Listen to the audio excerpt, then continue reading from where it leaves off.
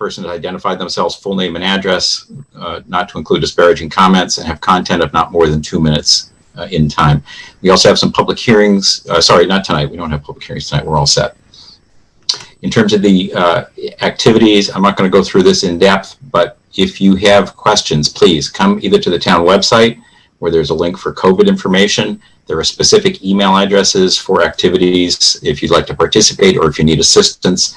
In addition, you can call the town 781-942-6680, and it will give you a menu of choices and you can find what you're looking for there. As usual, if it's an emergency, you should always be calling 911. For tonight's agenda, the first thing we're going to do after I speak here is we'll see if there are any liaison reports to go through. At 7:15, we'll move to public comment. As I mentioned, there are 3 people who have requested to participate, so we will do that. At 7:30, perhaps even a few minutes earlier, this is listed under COVID-19 response, but it relates to economic development activities. It will start, actually, I believe Erin will start us off in terms of an update of what's going on. We do have a policy, 3.9, that relates to licensing for utilizing public sidewalks for public dining. We'll be having a discussion about that and possible modifications. We'll get an outdoor dining update, and I believe that there are not any new liquor license requests for outdoor dining, so we'll move on right from there. When we complete that, the DPW Article 4 has previously presented to us the changes that they would like to have instituted. I think they'll put up just a couple of slides just to focus on those issues, and the board will be voting to approve that policy. Victor Centinello is going to join us at about 8:45, provide us with a senior tax relief update. There are a couple of slides in the packet that really define where we are, and Victor will talk a little bit about participation in that and the opportunity for seniors to apply and the time frame for that.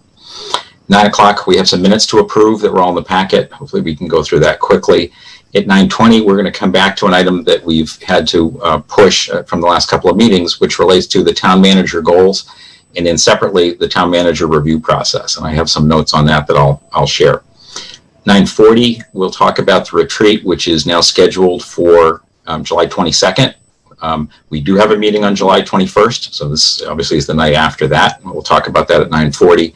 And then 9:50, future meeting agenda topics, and that'll be our schedule for this evening.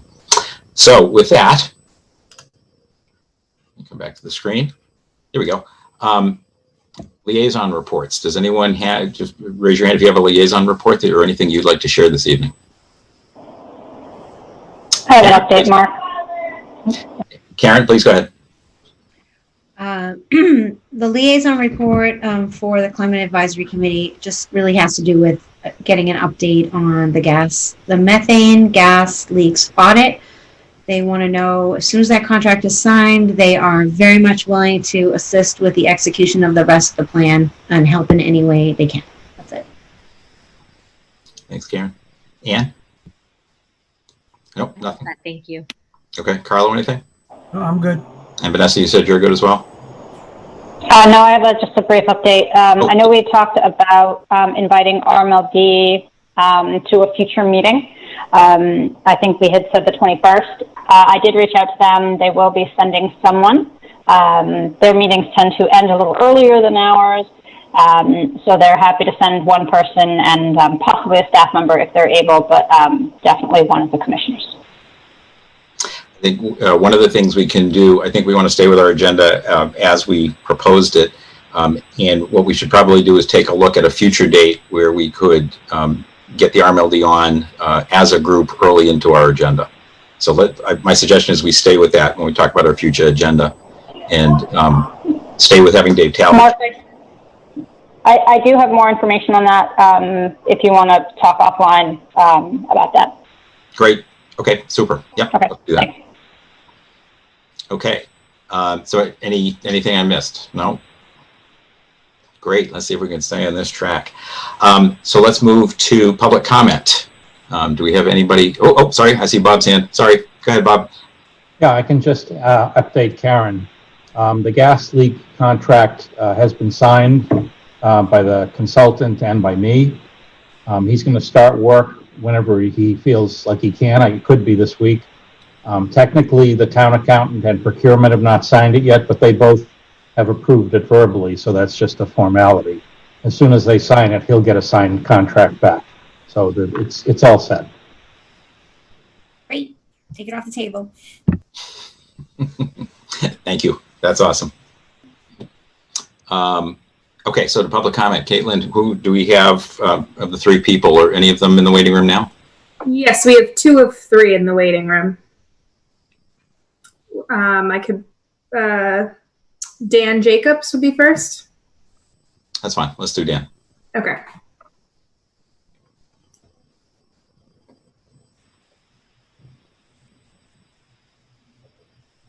Hi, Dan. This is Mark Doxer. You are live on the select board. We looks like you may be having audio, but not video.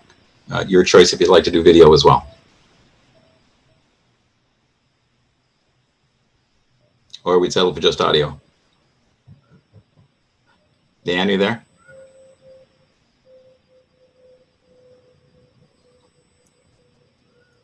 Dan, are you able to hear us? We're not able to hear you.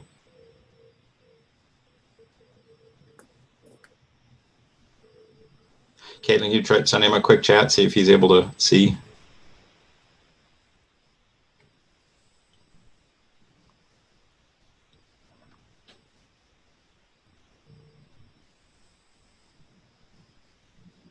No?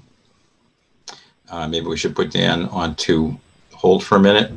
Do you have another person in the waiting room? Yes.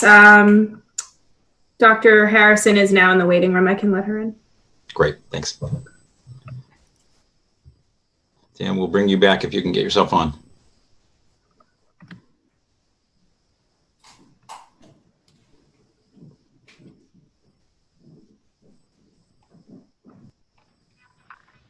Hi, Dr. Harrison, we see that you're here. Would you like to make a statement? And right now you're only on audio and you're muted.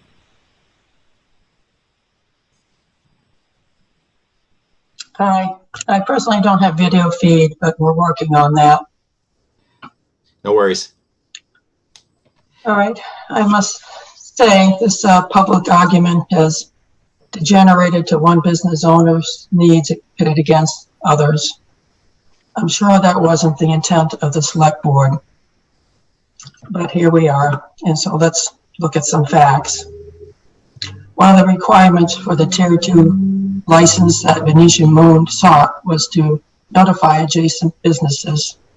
Of course, that would be the neighborly thing to do, but Venetian Moon did not fulfill the notification requirements. And we have shown over a half dozen businesses weren't notified. So that's grounds enough to amend or revoke their license. Contrary to many people's perverted thoughts, I don't wish my neighbors to go out of business, but I do expect them to respect my business needs along with my clients. I have heard that retail sales are slow in the summer, but August is one of my busiest months, so curbside services remain essential to my business. I and others have said many times that we are not opposed to several tables and chairs on the street and sidewalk, as so many other towns have allowed. But we are not going to give up an entire parking lot to a single business for the entire summer. You would be hard pressed to find any large restaurant in this area that doesn't offer indoor dining, yet Venetian Moon does not utilize their indoor space, instead opting for exclusive outdoor dining for most of the week. Obviously, it's a large source of revenue they choose to ignore. And as far as I'm concerned, Venetian Moon has had almost 4 weeks free use of public property. I think that's more than generous. Their monthly tent lease ends in a few days, and I think it's time for the tent to go and the parking lot to reopen. Please don't make us pay for your hasty decision. Give us back our parking lot. Of course, now my video's coming. And we're actually coming to right at the 2-minute mark as well. So was there anything else you wanted to add briefly to your statement? No, that's it. Great. Okay. Thank you. Appreciate your joining us. We're going to ask that you leave the meeting, and we'll bring in, there are two other people I think that wanted to speak that we'll bring in at this point, one at a time. Caitlin, who do we have? Is Dan Jacobs back? Yeah, we can try him again. I messaged him, but I didn't get anything, but we'll see.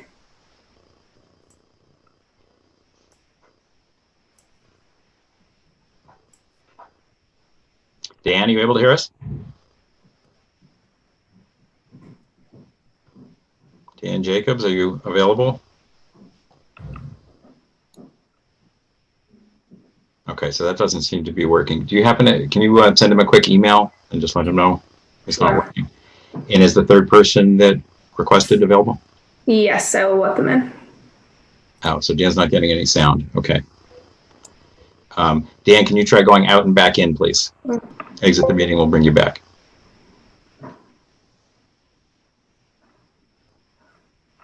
And why don't we bring in the third person if we could, please? Okay.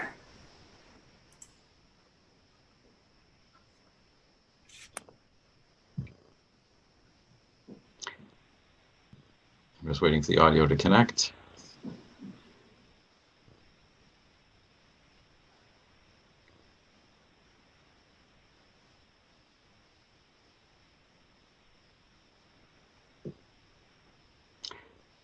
Sagar, are you able to hear us? And I apologize if I didn't pronounce your name correctly.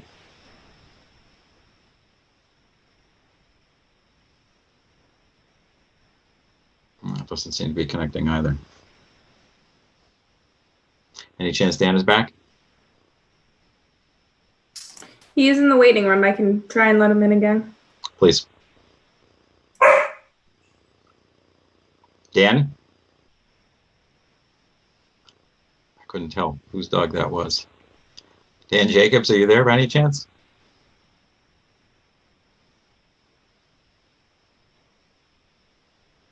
No, and Sagar is not able to connect. Maybe can we ask her to go out and come back in? Try one more time. Sure. Mark, Carlo. it seems like Dan's chat function is working. Maybe he can send it that way. I don't know what he planned to say, but that might help. It's a good idea.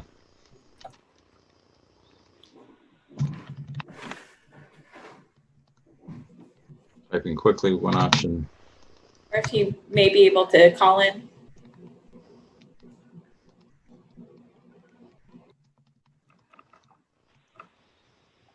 Okay, I sent him that note quickly. Sagar, can you hear us by any chance?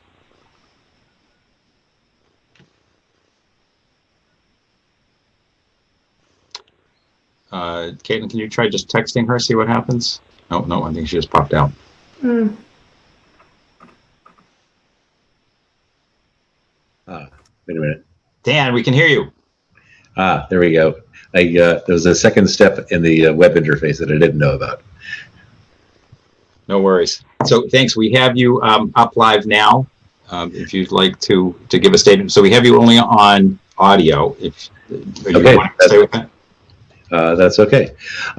First of all, my name is Dan Jacobs. Thank you very much for allowing me to participate in this discussion.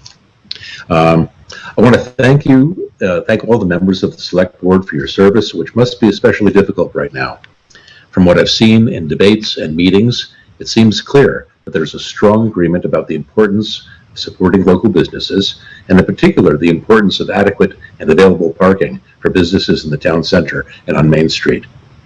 When I first saw the tent set up by Venetian Moon, I was shocked. It's one thing to take up some parking spaces, but cutting off all access to an important and shared parking area seems to be going way too far. To me, it seemed like having a neighbor park a tractor trailer in my driveway, blocking access to my home. Picture that. So I don't know all the details of how the tent was approved, but I do believe that the decision-making process was flawed in some way. In my opinion, the tent should be removed and an open and fair process be started to try to best serve all of the local businesses on Main Street and in other parts of the town. Thank you very much. Thanks, Dan. Appreciate you joining us. You bet. Thanks. And is Cigar back in the waiting room by any chance, Caitlin? No. No. Can you email her just to see? Sure. She wants to try calling in. Give her just a moment.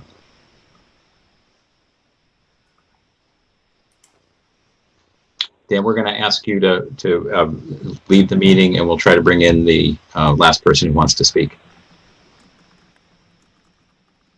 You're more than welcome to watch RCTV or Facebook Live or YouTube.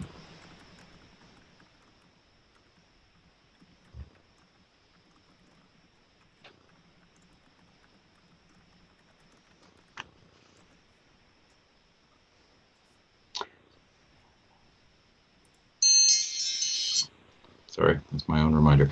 So why don't we do this? Why don't we talk about our current policy, this policy 3.9, and see what it is that we want to do with that. So sorry, let me take a step back.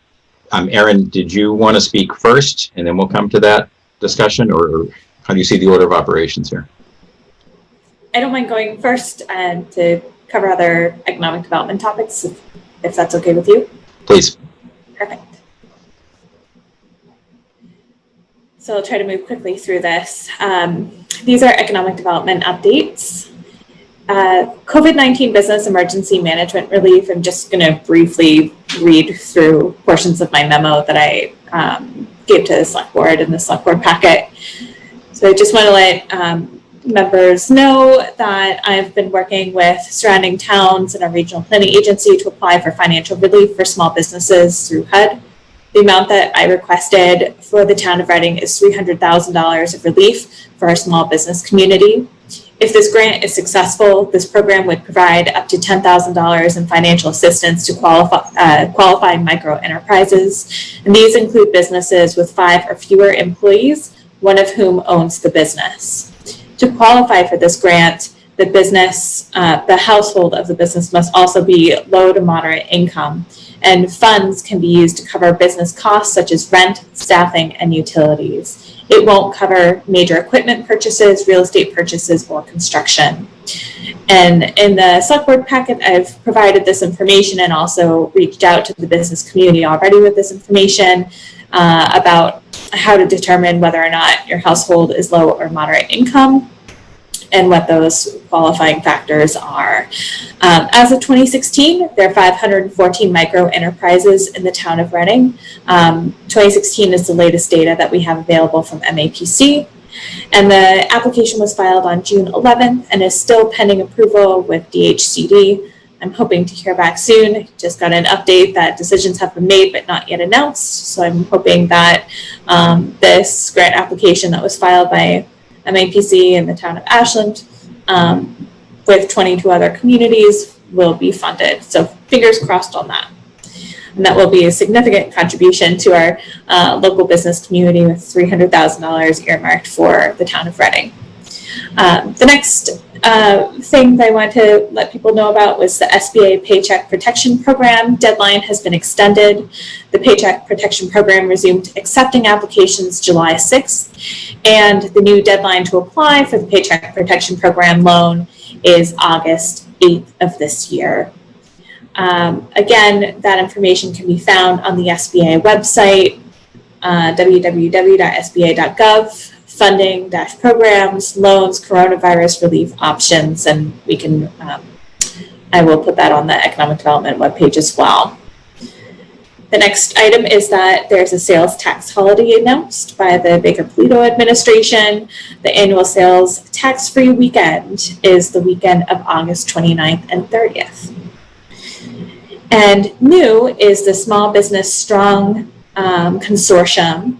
That will be helpful, providing that's really helpful and provides technical assistance for all sorts of businesses. So for businesses listening out there, the Small Business Strong is a partnership between several organizations across the Commonwealth, created to provide high quality services to Massachusetts small businesses to help bridge through the current economic crisis, with particular focus on minority and women-owned businesses at no cost to small business owners. So for business owners who may need technical assistance, in the areas of finance and accounting, operations, marketing, digital, technical assistance, human resources, and law, you would like it, the Small Business Strong program and consortium can help. So that website and access to that information is www.smallbstrong.com.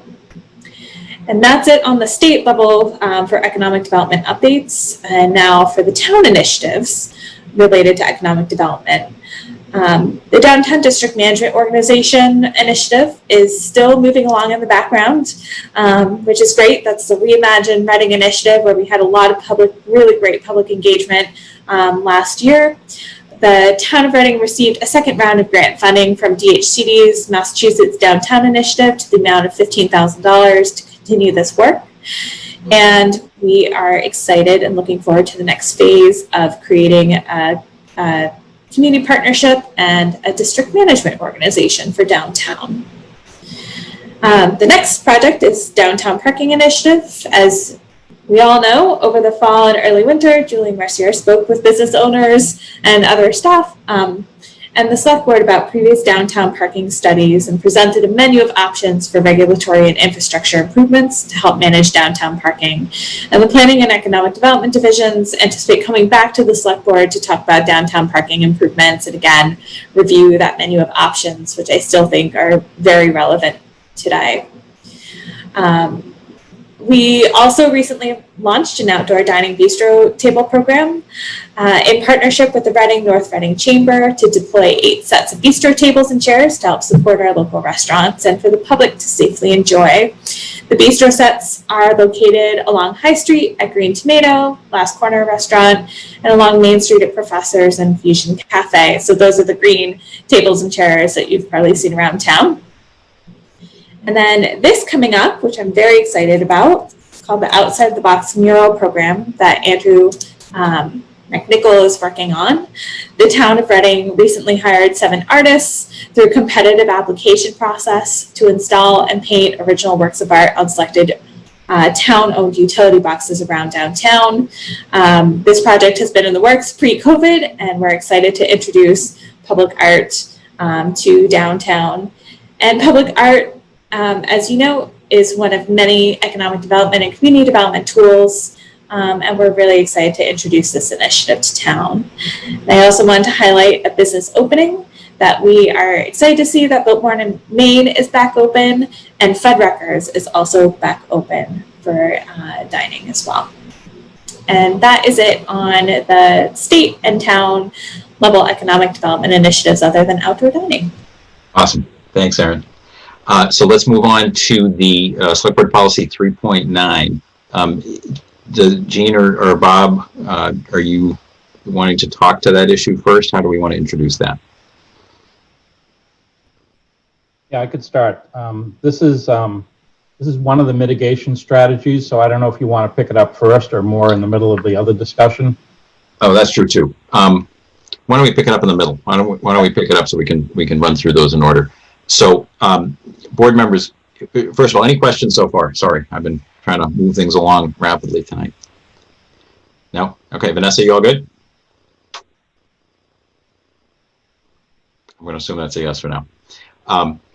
So before we talk about the 6 options, so first of all, thanks to town staff for putting together those options and those ideas, reaching out to the community and discussing some different approaches, how we might continue to have a policy that is very supportive of our local businesses and at the same time make sure that we're respectful of how people are kind of seeing that parking lot in particular, but also some other initiatives.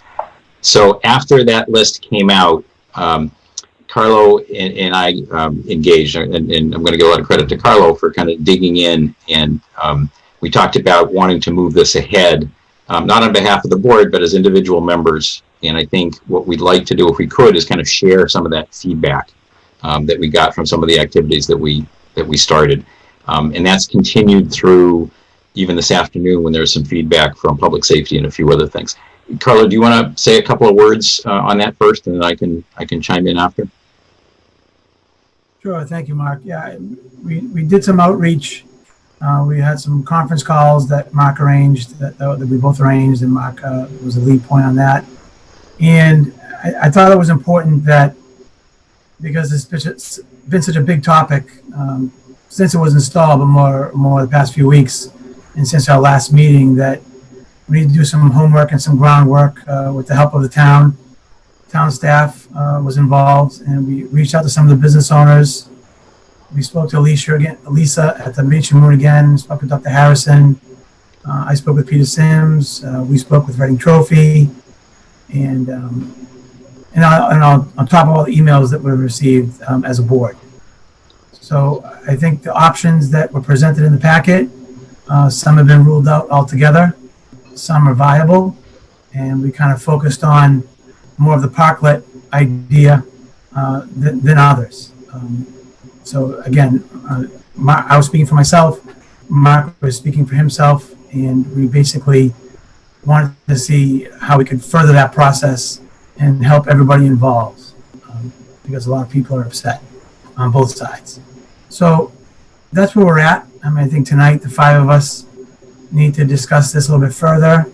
There seems to be two options for outdoor dining on Woburn Street along the Venetian Moon building, and some more outdoor seating on the cobblestone, all fully barricaded in, as we've seen in some of the pictures in our surrounding towns.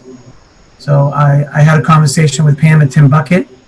She was very accommodating, and there were four spots in front of her storefront and the Venetian Moon side of the building, and along with the bus stop.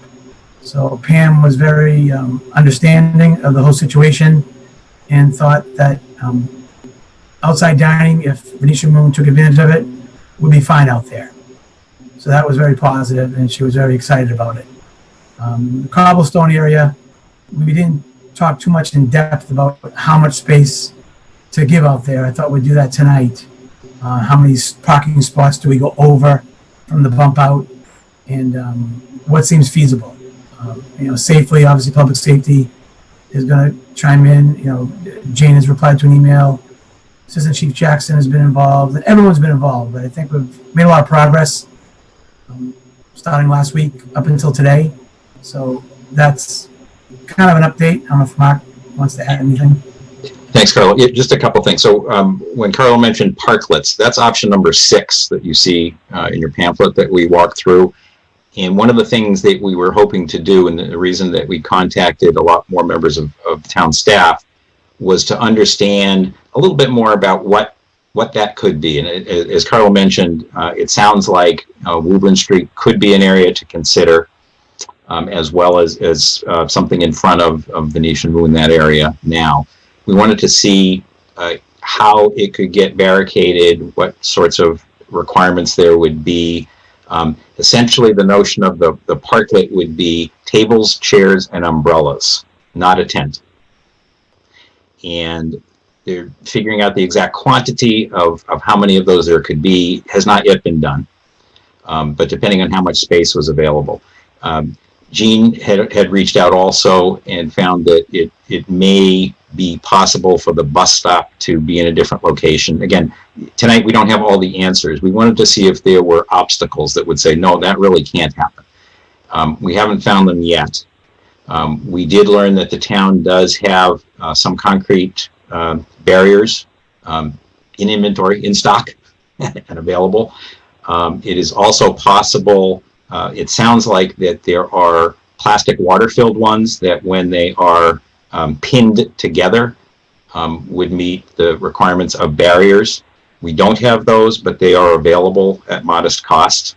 And sounds like wouldn't take too long to get those. So there do seem to be some options for carving out some space along Woburn Street and in front of Venetian Moon in that general area there. As Carlo mentioned, we didn't get into specifics or where lines would be or anything like that. It was more just to see, is that an option? And would it be a possibility? We also did not go back to Lisa with any specifics of this is what it could look like. But we did ask staff, and staff did share with all of the abutters, neighbors in there, what some of these options are so that they will have seen them already before tonight. We wanted to make sure that they saw all those options. I think that's kind of where we are at this point. There are, I think, two activities. One is to kind of discuss the situation in general, and the list that you have here really are mitigation ideas at this point, different strategies. The first one relates to what our policy is in terms of sidewalk space and utilizing of public space, and then others kind of dig into more specifics. I think one of the things we do have to talk through tonight is that since we've heard from a number of people, it's important that we do come up with some kind of a resolution that the board is going to be comfortable with, that the town can implement. And I think that the options on that range from making very drastic change to not having the tent there, or following some of these mitigation strategies using a different date as an end date for how long the tent could stay up. I think all those are available for our discussion tonight. We just, again, Carl and I wanted to just make sure that we had taken it a little bit further to have a little bit of feedback from people and to see what some of these options might look like. Option number 7, just to be clear also, I'm scrolling through it as well, has been deemed not to be feasible. So the notion of kind of picking up things and moving them on a daily basis, picking up barriers and moving them from place A to place B, doesn't seem feasible. So as much as that might have been a great solution, that doesn't seem to be on the table. So, we have 1 through 6, I think, basically to play with. What would the board like to do? Do you want to go through them one at a time? We'll start with number 1, which is the proposal for changing our policy. Carlo.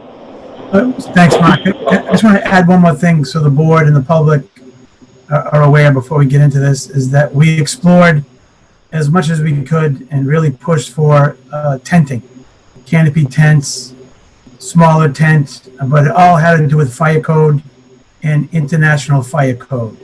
So anything that we agree on tonight is, as a board, as Mark mentioned, it will be tables, chairs, and umbrellas where there is no conflict with any fire codes. So we explored up until this afternoon with feedback about any kind of tenting, covering, canopy, but it's just not allowed. So I just wanted to, stress that. Thank you.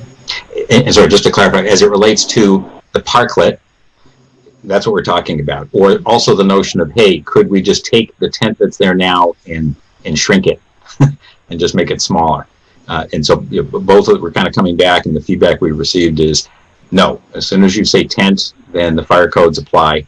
And when we say tent in that cobblestone area, there doesn't seem to be a shared option. We couldn't have a tent in part of the area and open parking in the other. So that's the reason we kind of pushed, is just to kind of see if we can understand kind of the corners of what the options are here. So should we go with number 1? Mark, I have a question. Please, Vanessa, sorry. So I read through the options, and thank you to Carlo and Mark and the staff for putting that together and for working with the businesses.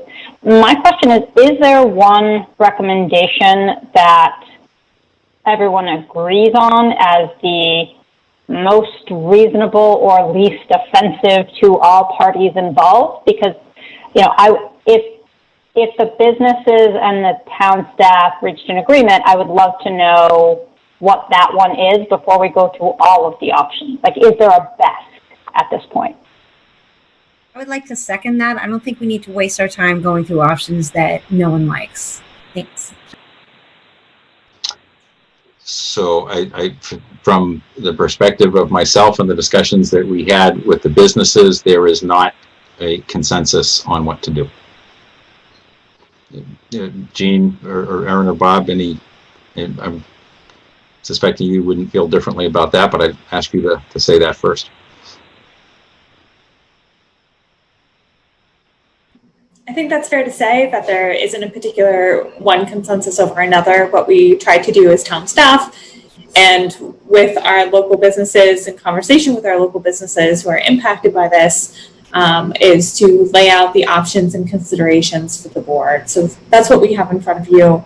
And there's no particular recommendation, as all businesses have very particular needs and, varying needs. So there isn't a consensus. But I hope that this information provided is thorough and it came from the business community, a lot of it, and vetted by town staff and the E-team. So that's an interdepartmental group, more than 25 staff, looking through this stuff. And these are all the options that we think are potentially viable with some considerations. So maybe I'll go even further. I think that the likelihood is that we need to pick a combination of some of the things that are listed here. That, in my opinion, it makes sense to amend our policy, because I think in our haste to move as quickly as we could, there are some things that we can do a little bit better in terms of communication, and I think that the modifications suggested in number 1 can take care of that going forward. So at least have the businesses able to get the reach out from the town and to get some more feedback into the system sooner. So that would be part of number 1. Number 2 is in terms of, do we want to amend the term of the liquor license? I think that's definitely something the board needs to talk through tonight. Numbers 3 and 4. So 3 is a new handicap spot on the cobblestones in front of Town Hall. And specifically, this was an idea to mitigate the situation as close as possible. So conceivably, it could be the steps by Town Hall. Perhaps it could be part of number 4. It could either be a handicap spot or designated curbside service spots, which we thought would be very helpful. Obviously not right in front of the businesses, but as close as we could get given the constraints of geography. So those are kind of, 3 is the handicap spot, 4 would be the idea of designated parking spots. Number 5 was a really interesting idea that Lisa shared, which was a valet service, is to offer the ability to leave your car and not have to worry as much about parking. Not fully thought through, and more because it was just a very creative idea at this point, to see if there was some way to mitigate the situation. Number 6 are the parklets, and again, we thought that might be very interesting to the board. That's why we kind of have a little bit more information in terms of, is it doable? Yes. Is it with a tent? No. It is chairs, tables, and umbrellas. The number, I don't know that we have an estimate, but it's probably more likely 10, a little bit the 10-ish range, I would guess. That Jean, Aaron, if you have any feedback on that, which compares to how many do they have now under the tent? Is it more like 30 or so, or 20? The tent right now and the license is approved for 58 seats with a capacity of 60. Right. And if we do the parklet structure, is maybe 10 tables of 2, is that along roughly where we'd get to? Just to give folks a comparative measure. It's certainly much less than half, but I'm guessing it's even less than that. Hard to know depending on the layout, right? So we have 4 parking spots available and a potential bus stop being moved. So that gives quite a bit of space along Woburn Street. That's a possibility. And then, the question about how many parking spaces and where to take up in the cobblestone area. So that is flexible, I think. Yep. I have a question on that option. Please, Ann. One thing that, when I was looking through the array of options, number 6 did look like it had the potential to be the one to allow for continued outdoor dining for Venetian Moon and provide some amount of parking in front of the businesses whose customers previously utilized that parking lot, including handicap spots. But I was wondering, I wasn't certain of that because I noticed the language there, opportunities for nearby businesses, potentially allows for a portion of the parking lot to be utilized for parking for daytime businesses. Would there be any reason that this solution would not allow for a portion of the parking lot to be utilized for parking for daytime businesses? I should amend that language there. This option is meant to have a portion of the parking lot be open and accessible, obviously, to cars and to be able to park. One of the limitations here is obviously mobility, and from an engineering perspective, we need to make sure that we have the center lane and have the ability for cars to maneuver safely through the parking lot.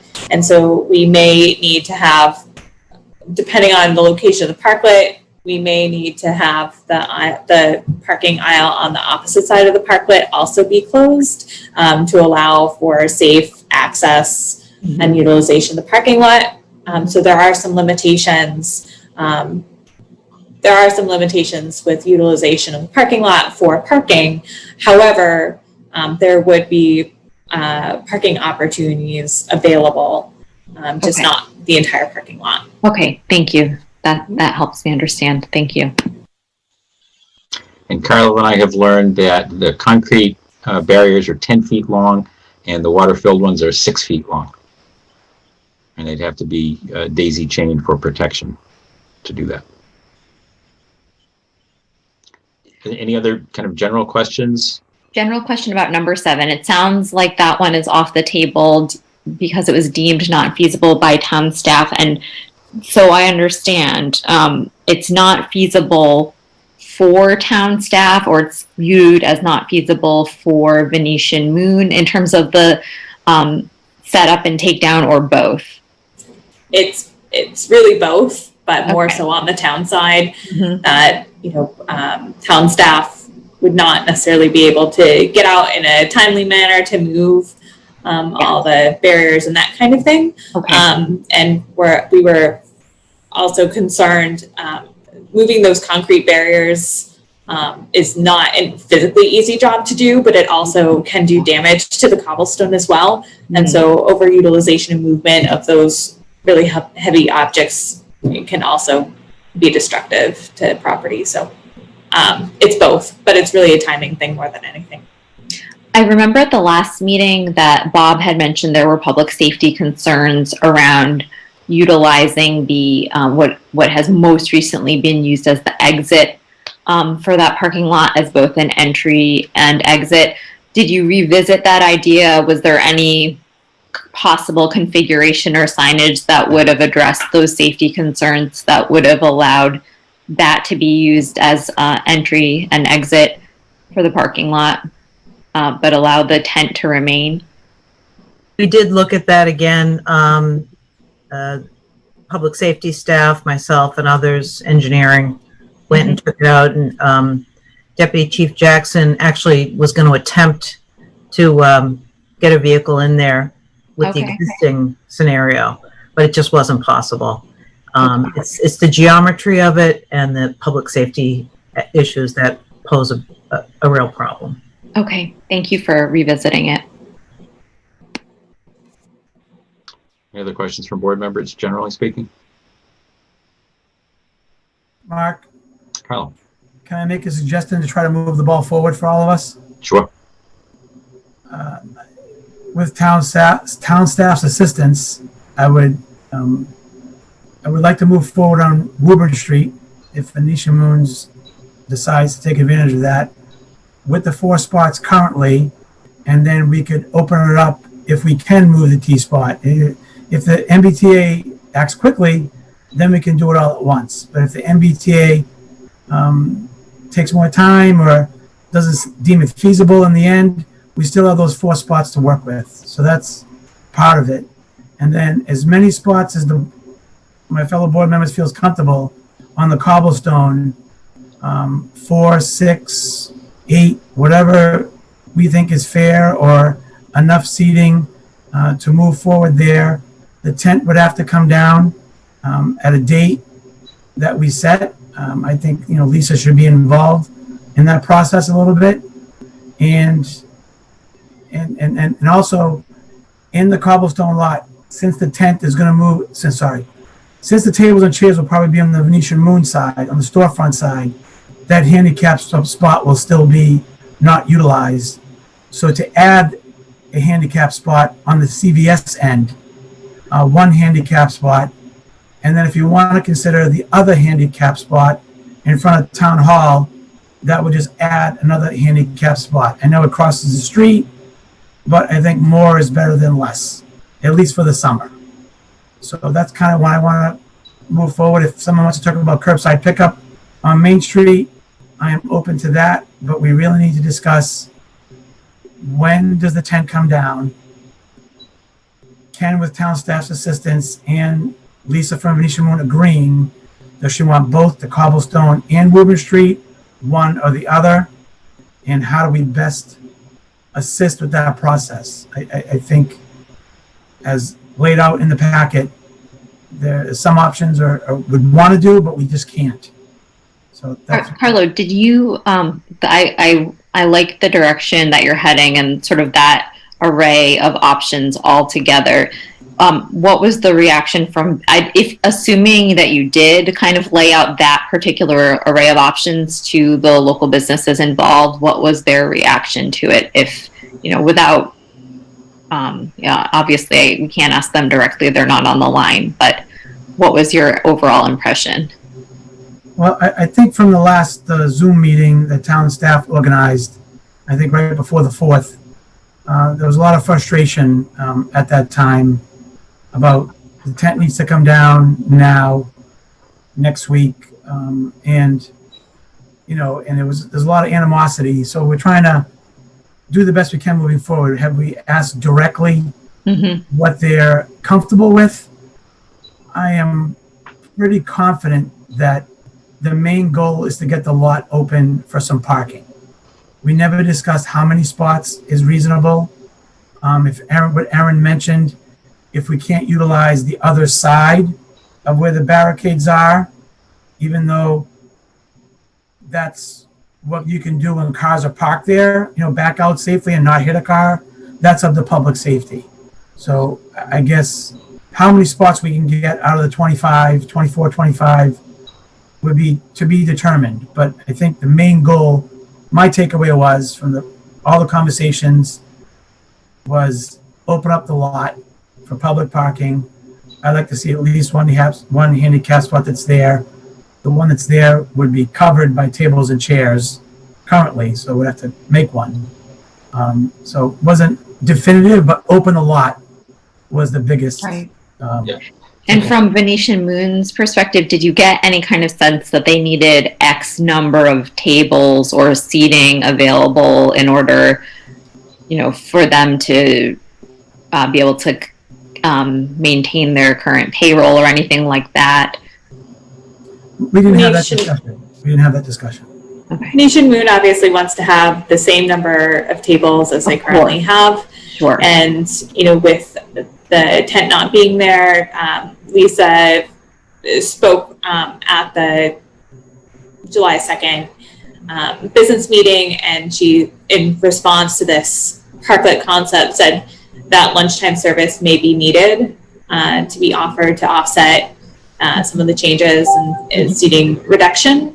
And she also expressed some concern that lunchtime service at Venetian Moon may increase parking demand at an already peak load for downtown parking.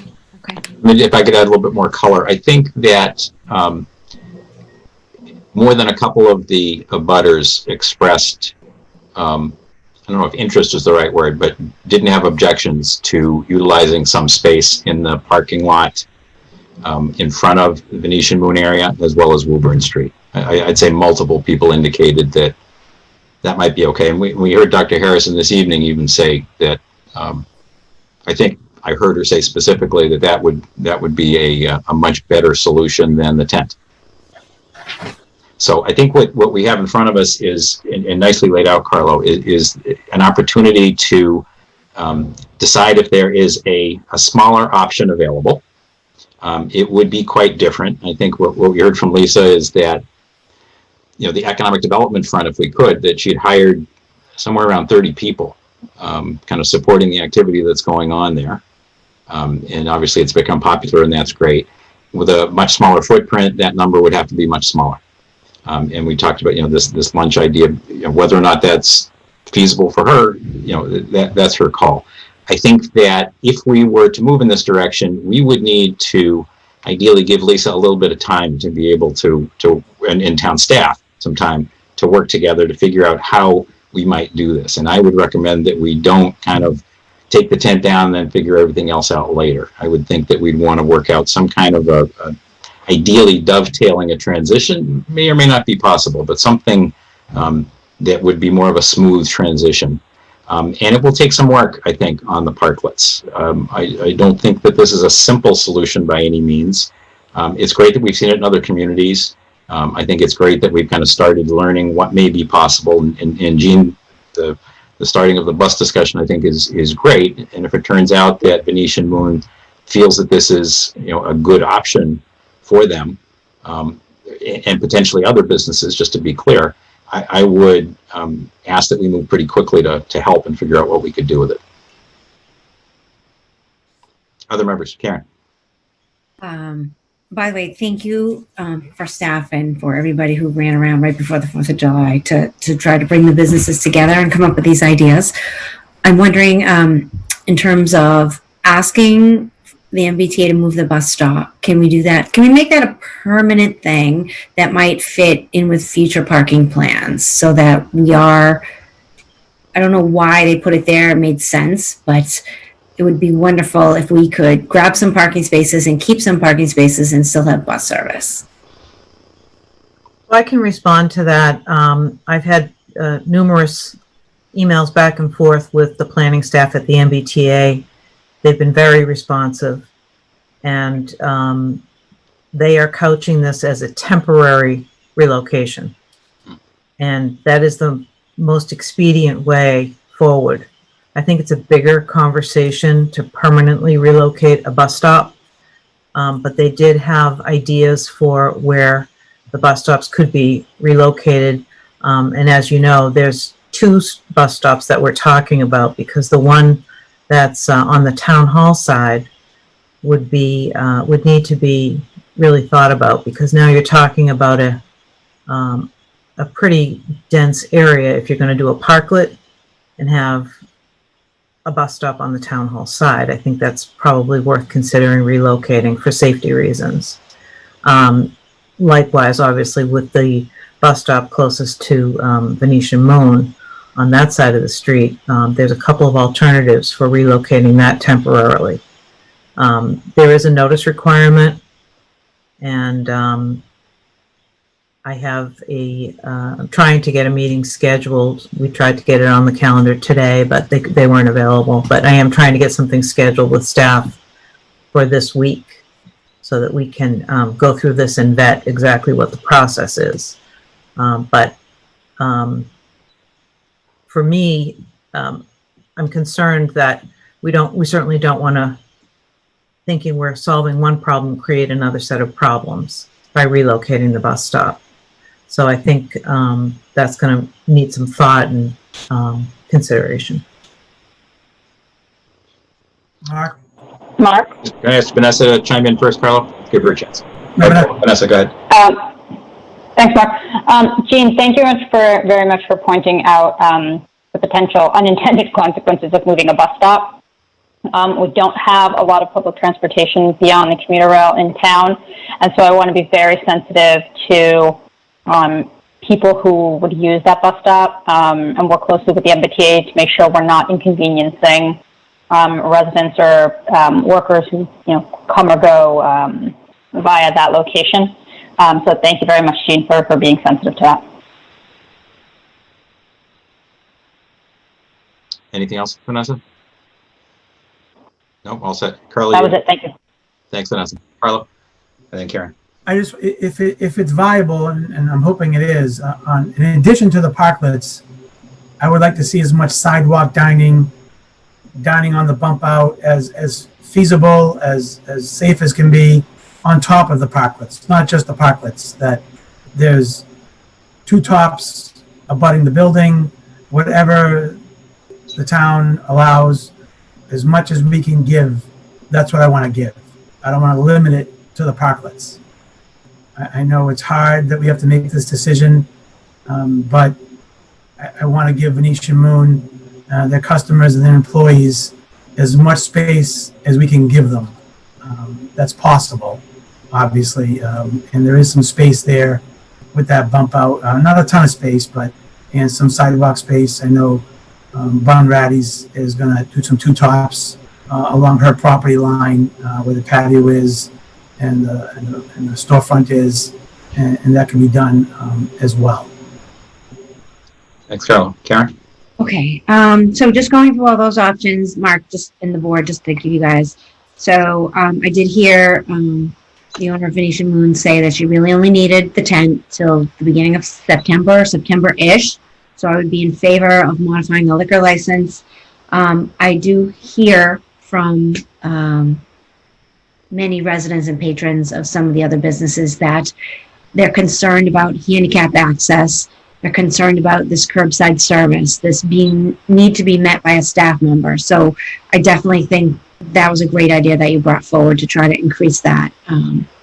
This is a pandemic. Nothing is convenient. It's inconvenient for everybody. I guess I'm really grateful this isn't February or January. We'd be dealing with snow too. And I thought the valet, it sounds like the valet option is, as Mark, as you said, hasn't really been thought through, but that's a very interesting option. And I thank you for Venetian Moon for coming forward and offering that kind of a solution as well. So that's kind of where I am on those options today, since we don't have a clear recommendation. Ann, anything you want to add? Nothing to add other than I did like the array of options that Carla laid out. Great. Okay. So. And I liked them not just the array, but I liked them together. That they'd be a package together. Awesome. Jean and Aaron, if the board were to say, let's move ahead on this parklet concept, and we're in the land of eat, so we're in expedite mode, what do you think is a reasonable time frame to be able to make that happen?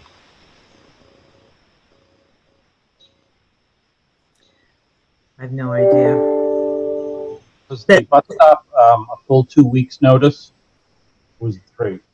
The bus stop, as I understand it, and I don't have perfect information, but I understand that it's a notification period to notify the riders who use these bus routes. There are 2 bus routes.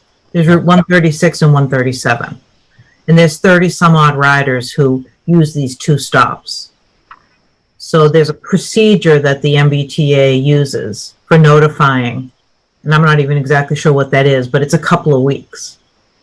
And so if I can get a meeting with the T this week to understand exactly what's involved, and then, you know, I don't know if this board wants to be involved in deciding where the bus stop goes. A couple of ideas have been thrown out about sliding the bus stops a little bit further down Woburn Street. The one closest to Town Hall is about 114 feet down Woburn Street, doesn't impact parking. That's one idea. Again, I haven't even talked to these people. It's just been emailed. And the one closest to Venetian Moon is similarly one idea. Again, we haven't talked to public safety. We haven't talked to any of our colleagues. But one idea is similar, to move it back towards the corner of Woburn and Sanborn. I don't know about the curve there. I don't know about anything. That's one idea. Alternatively was to put it on Main Street, just in advance of the light. So kind of not too far from where the tent is now, but on Main Street, relocate the bus stop, which wouldn't impact any parking. The other option of going down the corner of Woburn and Sanborn would take away a few parking spaces further down. So those are just, again, based on emails. I don't have a lot of information, and I don't even know, like, I haven't even talked to my fellow expedited approval team folks, public safety. There's a lot of people that need to weigh in to make sure this, as I say, isn't going to solve one problem and create another. And again, I don't know if this board wants to be involved in it as the roadway commissioners. So I don't know if there's a 2-week program, and this week is kind of a week to collect information and share information, then it's 2 weeks notice. you know, we're into the 1st of August or so for the bus. I would, I think we don't meet frequently enough to be as involved as town staff, but we could have perhaps a liaison or designee of the board. I don't think it makes sense for the whole board to sign off every step along the way. It would just slow it down. I think you're right, Ann. Exactly. Yeah, I'm watching heads nod in agreement on that. So let's, the bus stop has its time frame, definitely. How about some of the other activities? Any thoughts on how much time those might take? I'm just trying to get a feel for it. If the board wanted to try to dovetail things a little bit, it sounds like 2 weeks is too tight as an example. Well, I was also wondering in terms of the business's needs. We heard from Dr. Harrison that August is one of her busiest months. I've seen in some of the emails we received that the lease for the tent, is monthly. We don't know that actually. We don't know that. Okay, so we don't know what would be a logical. Not based. We don't know from Lisa or Venetian Moon's perspective what would be like the cleanest endpoint, or if that's at any particular interval. Okay. We don't have any information on that. Okay. Mark? Carl? I think to help with Ann's question, I think we wanted to meet tonight to get a lot of information in front of the whole board. And yeah, to make it as seamless as possible would be great. That could be challenging, but obviously whatever agreement she has with the tent, whether it's monthly, whether it's weekly, I suggest we find that out tomorrow. But for me, the bus stop is a bonus. It'd be great. I don't want that to hinder our decision making at all. The moving of the stop that everyone was okay with, the T, public safety, town staff, and us, is bonus seating, in my view. I want to take the 4 spots that are there, if we can, cobblestone as much, 2 tops, tables and umbrellas on as much on the sidewalk as possible, handicap spot, designate maybe a timeline that we try to stick to, but it has some wiggle room. But it's going to be hard for us because there's a lot of financial implications here for Lisa Venetian Moon, right? With acquiring tables, chairs, and umbrellas, and other things too, for logistics. Mark? Yep, Vanessa and then Aaron. Thanks, Mark. So I just want to be crystal clear. These options that are laid before us for our consideration do not have the full buy-in of the major businesses that we're talking about here, right? So I'm a little concerned that we're potentially being actually, let me just pause there. Is it correct to say that we don't have the buy-in from these businesses for these options? Have they agreed to these arrangements that because what Carlo put forward seems very reasonable.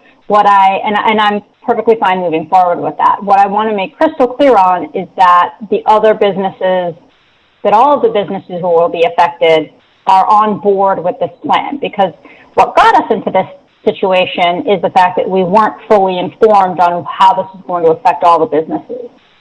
Right. So can someone address that concern? I'll start and ask other people to follow. So I think that the group we know the least from is Venetian Moon, in terms of how this could impact them, in terms of costs, in terms of what could happen. One of the reasons why is because we can't really yet tell them how much space they could have, how many tables they could have, what the configuration would be. We tried to at least, again, understand what things could stop us and try to minimize those, but we can't come back and say, this is the space. And I think what would have to happen is Venetian Moon would have to then consider it and see what she thought she could do, working with the town, figure out what that plan could look like, and then make a business decision as to whether or not they wanted to use that, whether it was Woburn Street or in front of their building right now. Those are the decisions that they'll have to make. I think that my opinion is that at least a good part of a handful of businesses that are current abutters that are most concerned about the tent were much less concerned about this parklet idea. And in fact, I wouldn't say they said, yes, I'm 100% behind it, but I think they said that's a much more reasonable approach, and I don't think that there was something that stopped them. The biggest concern might have been Tin Bucket, and Carlo reached out directly to ask about the spots that would be right in front of them. Carlo, I'll let you speak to kind of what the feedback was, but it was supportive, not at all concerned. So my question then is, if Venetian Moon hasn't been consulted on what the options are and whether the arrangements that are before us make it feasible for them to open outside, are we potentially creating a situation where we have gone through this big exercise, we've decided on opening part of the parking lot, and yet Venetian Moon is unable to utilize it at all, and therefore there's only then two businesses. We're sort of making a decision without input from a key player, and we could be not really helping the situation without their input. If I could just have a quick thought on that. Early on in the process, I know what Venetian Moon's thinking was, but that's very different than what it is now. If you step back and think that they have another 7 weeks, according to Lisa's words, she is perfectly fine if the 10 comes down the last weekend of August, which I think is 7 weeks. If the board is in general agreement, it's going to take 2.5 weeks to get there. What she has as a business thought is, do I do all this for the last 4 weeks? Which is very different than, do I do it for the summer season? So to Vanessa's point, we don't know. None of us can speak for her. Lisa, I'm not sure if we asked her right now, she would know. She really would need to be presented with facts and figures and really give it some thought.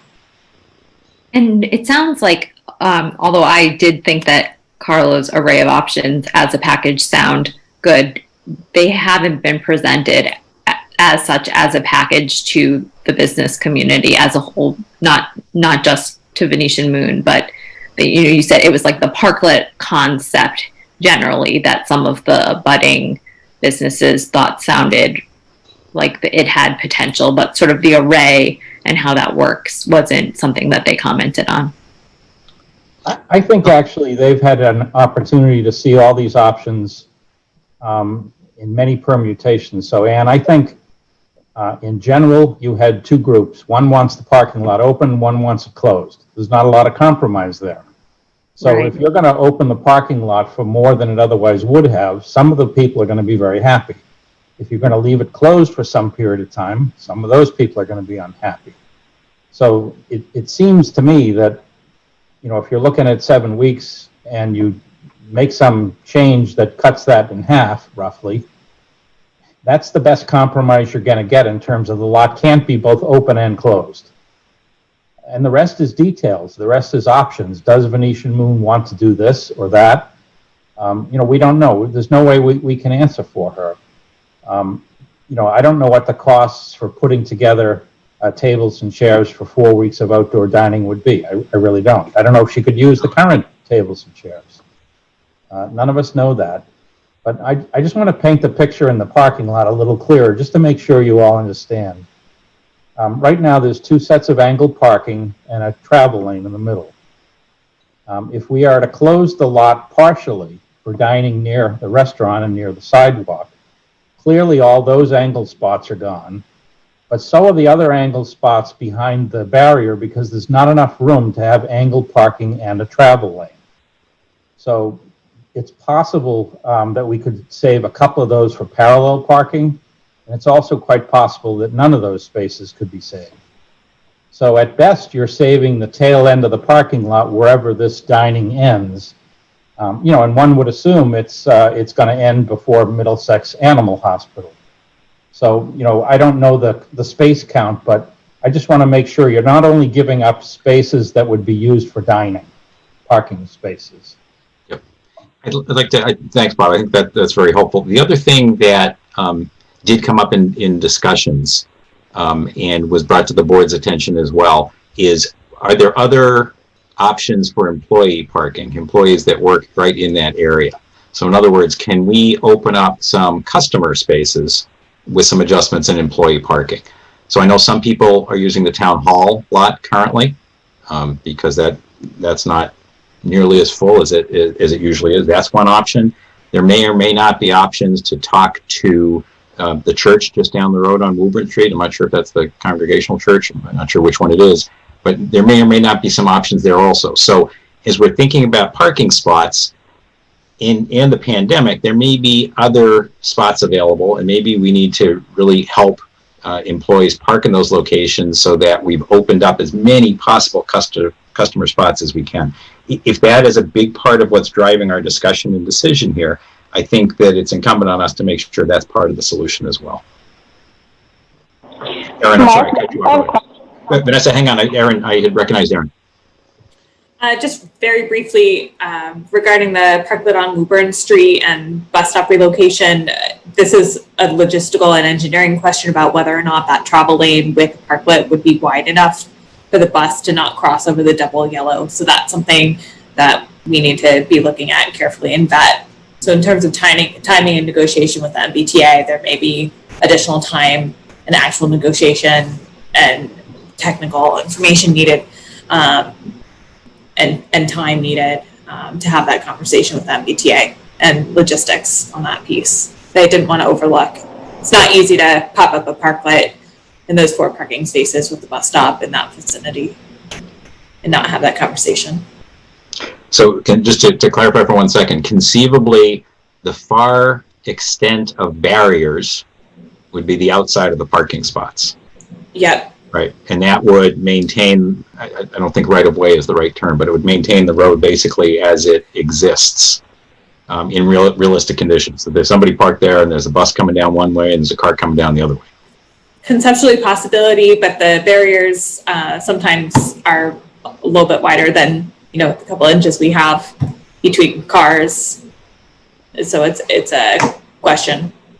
Yeah, so conceivably it may just be the sidewalk area to the curb that becomes available. Maybe not much further, maybe not any further, right? And the barriers would still go in there, but you may not get more space, may or may not. So, could it hold the 2 tops? I guess that's what we're doing in other locations, right? Is on a standard sidewalk. Is that what's happening in front of Bunratty's? Or is that a wider sidewalk? They've got a varying width. Okay, yeah. It's a design and logistical question. I just wanted to point out that we may need additional time to speak with the MBTA about the physical aspects of navigating a bus on that road with the parklet. That's all. Yeah, so back to the kind of top of the discussion, how much time is it? It probably, best case is 3 to 4 weeks. And to Bob's point, if there are 7 weeks left in the summer, we're kind of cutting it in half if we use that as our guidance. Vanessa, go ahead. Thanks, Mark. So 2 points. One, on the T-stop, given that timeline, that doesn't strike me as something worth pursuing. It would be a lot of staff time, and then it would inconvenience T riders, and it wouldn't really gain us that much for a very long amount of time. So that's one. The second part is, what is the ask of us tonight? Because are we being asked to make a decision, which I'll be honest, I'm not really comfortable doing right now, given the uncertainty. I am really nervous, given how this unfolded the first time, about making a decision that may inadvertently shut down a business that had some packed tables the other night when I was there. So I want to make sure that we are fully informed before we're asked to vote on any kind of change. And that's, I haven't really gotten a clear answer. I don't know how the other board members feel. So what do we... Yeah, I take your point, Vanessa. The question is, how much more information can we really have and in what time frame? So the notion of perfect information, I think the summer's over. better information probably we can continually get. I think a big part of it is how much space can be used on Woburn Street. What's the likelihood of it? And what's its time frame? That defines that piece. In terms of the parking lot, we can get some feedback from public safety about how far we could push out on the angled spots and still maintain either the other side angled, or as Bob suggested, maybe we can't. Maybe it has to go to parallel. We probably could have slightly better information on that. I think that if the board feels that for our decision, the issue of when the lease on the tent is or isn't is more of a business decision for Venetian Moon than it is a board decision, then that might allow us a little bit more time to get some more answers. I think right now that's become a little bit of the pressure, and it's not even known that it's the pressure. But I think we need to go through that. I also think we have a responsibility not to let this just lag through to the end of the summer. Then we'll have not listened to a number of constituents who express concern about this. So those are the parameters. How do other board members feel? Carlo, I saw you change your light there. Yeah, we can't decide for Lisa. All we can do is present. I don't like the idea of the summer, end of the summer is the end date. If we go from 58, 60 seats to whatever the number is, just on the cobblestone and Woburn Street, open for lunch, not open for lunch, end at Labor Day, not end at Labor Day. I think given a much smaller footprint, she may want to go as long as she can, or as long as we allow it. I don't want to use this end of summer as a drop end date, because that would be for her to decide. It would be us to decide if there's violations or we get a huge number of complaints for whatever reason.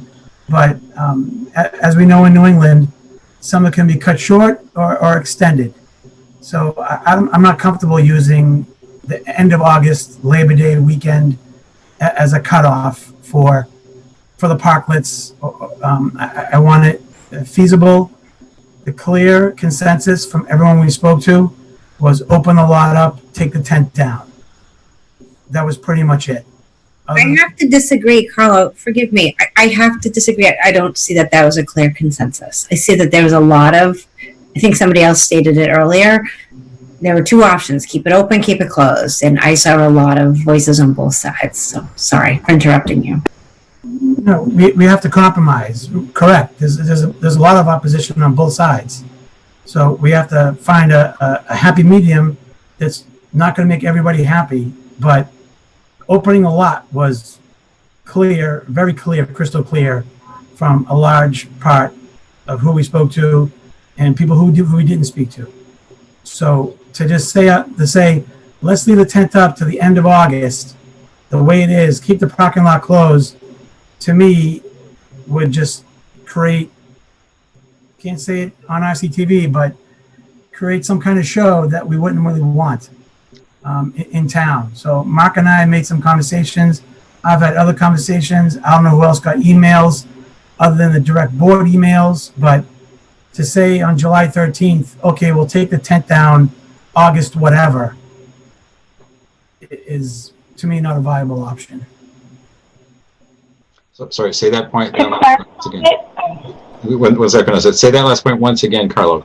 You just said to take it down in August is not a viable option? No, the end of August. It sounds like Karen's end of August. Okay, sorry. It can't be end of August. It can't be the way it is now, and it can't be, like we're thinking that by the time these next couple of weeks hash out, it's already the beginning of August. So why not another 3 or 4 weeks? Just leave it the way it is. That's not what I've heard. That's not what Mark heard last week. That's not what we heard at the Zoom meeting that Aaron and Jean put on. So there's no reason to start from scratch. I think we have a viable plan. Here tonight, we have to present to Lisa and let Lisa decide. She might say it's not worth it to spend thousands of dollars, hundreds of dollars on tables, umbrellas, and chairs. That might be the decision right there. And then we just, talked it out tonight, and she lets us know. She lets us know, okay, I want to pursue this, and I'm going to serve lunch Thursday, Friday, Saturday.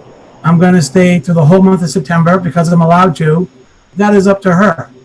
It's not up to us. We have to present her with her options. if you guys, all five of us want to keep the tent the way it is, then we can have a vote on that. I don't know what it means, or we could flush something out that's not 100% accurate, but let Gene and Aaron and town staff, wouldn't take a lot of time. It was talked about before, the parklets, and let's move it forward. Vanessa, go ahead. Thanks, Mark. So the proposal for indicating the tent should be removed, when would that time frame, what is the date for that? So I agree, Carla, the tent can't just stay there indefinitely as it is. It's clearly creating a problem. So I fully agree there. When are we suggesting that the tent would come down? What's that proposal? I think that's for us to talk through right now. I think that's exactly where we are. Ann, do you have a comment? I'm just thinking it would be helpful to know from Lisa, you know, sort of what is the bare minimum she needs to you know, continue to make payroll or keep her business viable. And I guess we just can't have that information now. I can't answer that question, but I can answer that when she was looking at the calendar and looking at dates, she asked that the license run through a Saturday night or a Sunday, so that Sunday there was time to take the tent down. Sunday is a day she's closed. So just to give you that, I think, you know, logically the weekends are her busiest time, although maybe there's no such thing as weekends right now. But she did ask, you know, to go through a Saturday night when she was kicking around dates with staff. And then Sunday to be the time when the tent came down, in order to be open for Monday business for the rest. So from a practical point of view, today is the 13th. So conceivably 2 weeks is the 27th, 3 weeks is the 3rd, 10th, 17th. August 1st is a Saturday. I'm sorry, I'm looking at Mondays now, because even if the tent came down on Sunday, we need Public Works to come the next morning, which has to be a weekday, to physically move the barriers. Got it. Mark, can I make a suggestion? We've heard from the vet that August is her busiest time. You know, I'm sort of sympathetic to Venetian Moon's situation here, because she, as a business owner, has probably made decisions based on what we allowed her to do. And I also want to be sensitive to the veterinarian and the other businesses that are there. So my suggestion is going to be that we ask that the tent be removed on the 26th. That gives Venetian Moon 2 weekends. It gives the veterinarian the month of August. And that also allows Venetian Moon and any of the other businesses that were using that space, it gives them time to make alternate arrangements. Vanessa, I think that's a fair suggestion. Why, given the parameters that you just set out, would you not suggest the following week, which would still provide the month of August?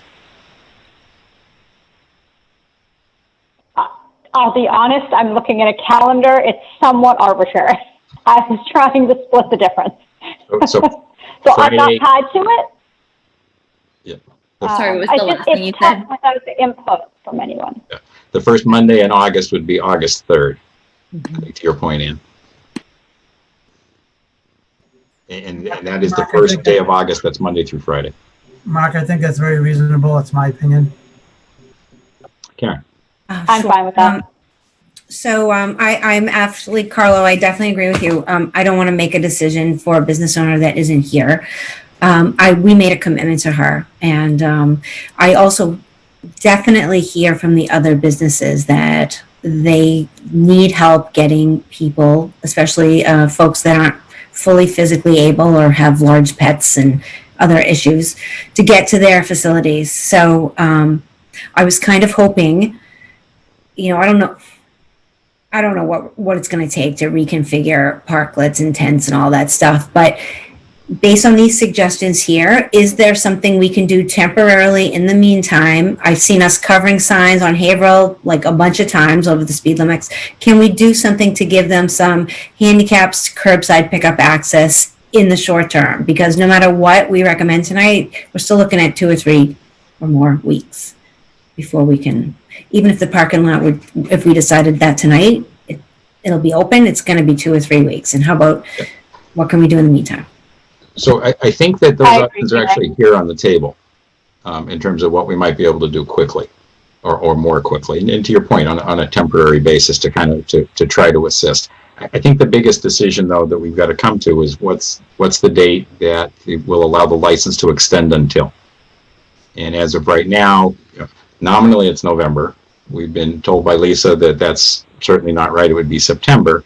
And I think we need to decide what date we would propose for that to end. And then we can talk about kind of adding some, what can we do in the intervening days, weeks that remain. And I think that it is spot on, but let's figure out how to get to this decision. Mark? Carol? I have a question. Bob, I think the state guidance is November 30th, correct, for outdoor dining? I think so, and I think the liquor license is in earlier November, for what that's worth. Okay. Yeah, I think just to add to this, there's been discussion of why isn't indoor dining being utilized. A little bit of that relates to the business, but most of that relates to the customers.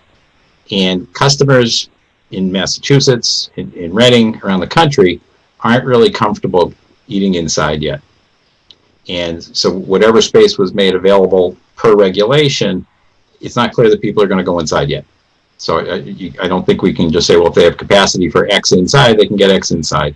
I don't think that's reasonable right now. I don't think people are behaving that way. And will they? At some point? I don't know. But we can't kind of presume that suddenly that capacity is available. We're essentially saying that, this has to change. Here's the date by which it has to change. I think the idea of allowing 3 weeks for that to happen is quite reasonable. I would ask that we work diligently to help find what the best alternatives might be. And then it's Venetian Moon's decision what to do at that point. Mark? Yes. Vanessa. Thank you. So I agree. I think that we have consensus on the 3rd, so I would recommend that we make that the drop date. I'm not sure if we have a motion for that, and I'd be happy to support it. As far as the alternative options for how we compromise and help the other businesses in the meantime. So I did review the packet, but Carlos, since you spoke with the other businesses who would like the parking lot open, do you have a recommendation on which measures we can institute immediately or very quickly to accommodate those businesses for the next 3 weeks? Because I'd be happy to support that as well. Yeah, I think what Bob mentioned either our last meeting or I can't remember when, not too long ago, and what Karen just mentioned was, correct me if I'm wrong, guys, that it wouldn't be too difficult to make 1 spot or 2 spots on Main Street. I know it's a little bit further away, but at least that's an option for curbside pickup that Bob, you mentioned in front of Bunratty's several weeks ago. We did, but to turn the issue around, I have to say there was no support and interest in that. Now, whether there now would be support and interest knowing it's a 3-week period, again, we can't answer for those businesses. Right, it's temporary, I agree. But it's the same, it's the other side of Venetian Moon. We can't answer for them. There's been no indication from the other businesses that they thought that temporary space was a good idea. Now, will they change their mind with a firm date for the tent to come down? Yeah, maybe, but we really need to ask them. We've already agreed that. Go ahead, Vanessa. Thanks. So we've already agreed that we're sort of dealing with or making a decision with less than ideal information. So I think that if opening up that space on Main Street has the potential to help them, and it has no immediately obvious detriment, then I say let's go for it. I'm just continuing to look at the other ideas that were put before us. Are there any others with the lot closed for the next 3 weeks that we can institute? I just want to circle back to that temporary space. At the call on that Friday, there were some business owners, Peter Sims being one of them, that said, absolutely do not take away any more parking for a reason like that. So it's not a costless solution, if you will. I'm not saying it's good or bad. I'm just saying this is what the business owners said. Did folks hear from, is it Reading Family Dental? They had mentioned, their particular needs. Were they included in the conversation since our last meeting? Yes. Yes. Oh, yeah. Okay. Staff. Yeah, Carlo and I don't think we reached out, Carlo, though, did we? Okay. No, she was on the Zoom call that Jean and On the Zoom Aaron call. arranged, and Okay. she spoke. I think, Mark? can I just speak for 1 second? So I think Bob is spot on. I think that we can express our interest in helping to mitigate, and we can ask questions about how to help mitigate, and then we can talk about doing that. In fact, it just happens that we have a meeting next week. It may be that we can help with that. I would not be in favor of adding other changes to this at the moment in terms of handicap spots and other things, but would be very interested in kind of hearing and talking about it to think about what might be a good solution there, which could range from nothing. You're taking care of it, the fact that you're taking care of it by August is great, or it could be, hey, let's figure out something we can do in the short term here as well. Yeah, Vanessa. Can I propose, Mark? Can I propose, Mark, that you bring up a good point, which is that we have a meeting next week. So I feel comfortable voting now if we have a motion on the August 3rd. My request of the staff would be, I would love to see a firm proposal, if any, if the businesses would need or like one, to help mitigate any concerns they have until August 3rd, to help mitigate their parking concerns. And I'd be happy to support that. So because we don't have that information, I suggest we vote on this motions too for August 3rd. And then Aaron, Jean, and Bob, if you can come back to us with information from either the dentist or the vet or any of the others at our next meeting, and then we can, and if they don't have any, if they say no, they're just going to wait it out, then fine. But otherwise, we're sort of shooting in the dark here as far as trying to help them. So I'd like to have something more concrete next time we revisit this. Can I suggest one thing that, and Aaron, I'll recognize you. I think it needs to be broader than just those two businesses. We know for fully agree. some folks it doesn't work. So we would need to hear something, I guess, of a consensus as to what could be helpful. But absolutely, let's listen for it. I'm sorry, Aaron, you had a comment. Just wavering here a little bit on the August 3rd date, without Venetian Moon talking about the impacts and how to adjust, how they need to adjust and the timing of adjustments. I think we need to know that level of detail and information. Closing a business effectively it can be a major challenge if by August 3rd, we don't have a parklet option and tables and chairs for Venetian Moon. Venetian Moon will be effectively pretty limited. So I just want to point that out. I also want to point something out that I don't know if you've thought this through. This motion takes away their permission to be outdoors after August 3rd for the rest of the summer. If they want to come back with a different plan that has parklets, they have to somehow schedule to see the board in time to get that reinstituted. As we've heard through the sort of make it up as you go process with the state, you are the liquor license grantor, I am not. I can do the outdoor dining without you meeting, but I can't extend their liquor license. So I would suggest this motion is okay for today, but I would suggest there will be another motion in your packet for the 21st, even if Lisa hasn't decided what to do, that'll somehow allow her to decide, if you see what I mean. Can we just change this motion now so that we don't have to revisit this whole thing again in a week? But we're not going to know, you know, it's going to be a new floor plan, let's say, for sure. So if you want to change the wording now to match with a new layout and floor plan as approved by EAT, I guess that's okay, you know, excluding the tent. You could do something like that. I just don't want to cause the logistical nightmare of you've stopped their outdoor dining and they can't restart it easily. Right. I think certainly I want to see them to be able to continue offering outdoor dining and, to continue using an outdoor liquor license. So yeah, I think what might be better I don't know is if there's another way to. If your motion just does not refer to the liquor license, I think it's okay. Because you've granted them a liquor license subject to our having plans that we approve. So now you're just asking staff, look, have the plans change. So if you remove the liquor license part of the motion and add some words that you're comfortable with in terms of what a new plan would have or wouldn't have, then you might be okay and not have to come back. You see what I mean, Mark? Okay, great.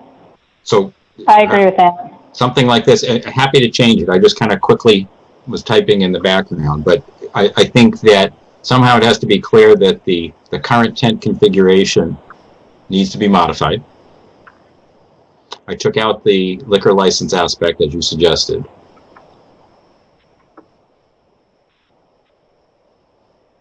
Bob, any concerns?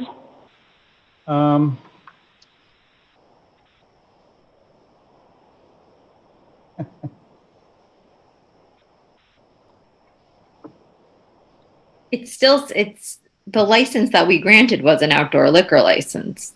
Well, it was both. You did an outdoor dining and an outdoor liquor. And the outdoor liquor is okay to leave open because it's subject to the outdoor dining plan being approved by EAT.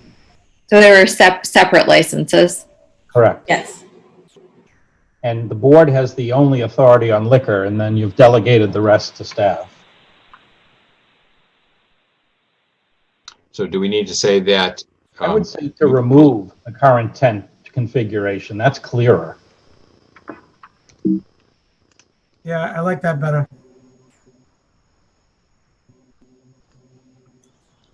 So sorry, you're saying it's clearer with this or without it? Say instead of in, just put to remove.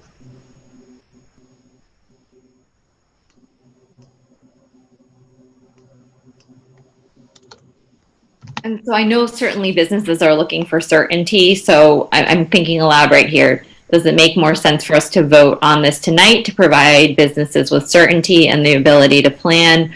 Or does it, since it wouldn't go into effect anyway before next week, does it make sense to hold off on this motion until we're able to go to back to the businesses and, lay the plan in front of the sort of array of options as a package in front of them and get their reaction? If you're looking for staff to get back to you by this Thursday for your packet, you should vote tonight. The further edits should be 10 configuration effective Monday, August 3rd. So such that the term of the license ends could all go away and just say effective. I also want to mention that Cafe Nero also has an outdoor dining license that utilizes this cobblestone area as well. And so, option number 6 is laid out in the packet, describes that an additional consideration, many considerations, but one of them is that adjustments may need to be made to that particular license as well. That's a tier 1, right, Aaron? No, it's tier 2. They're using the cobblestone and the sidewalk as well. Mostly the cobblestone, to be honest. You don't need to address them because that's a staff function without the liquor license. Okay. So we can do that. I think this message right here will make it very clear to anyone impacted by this what the deal is.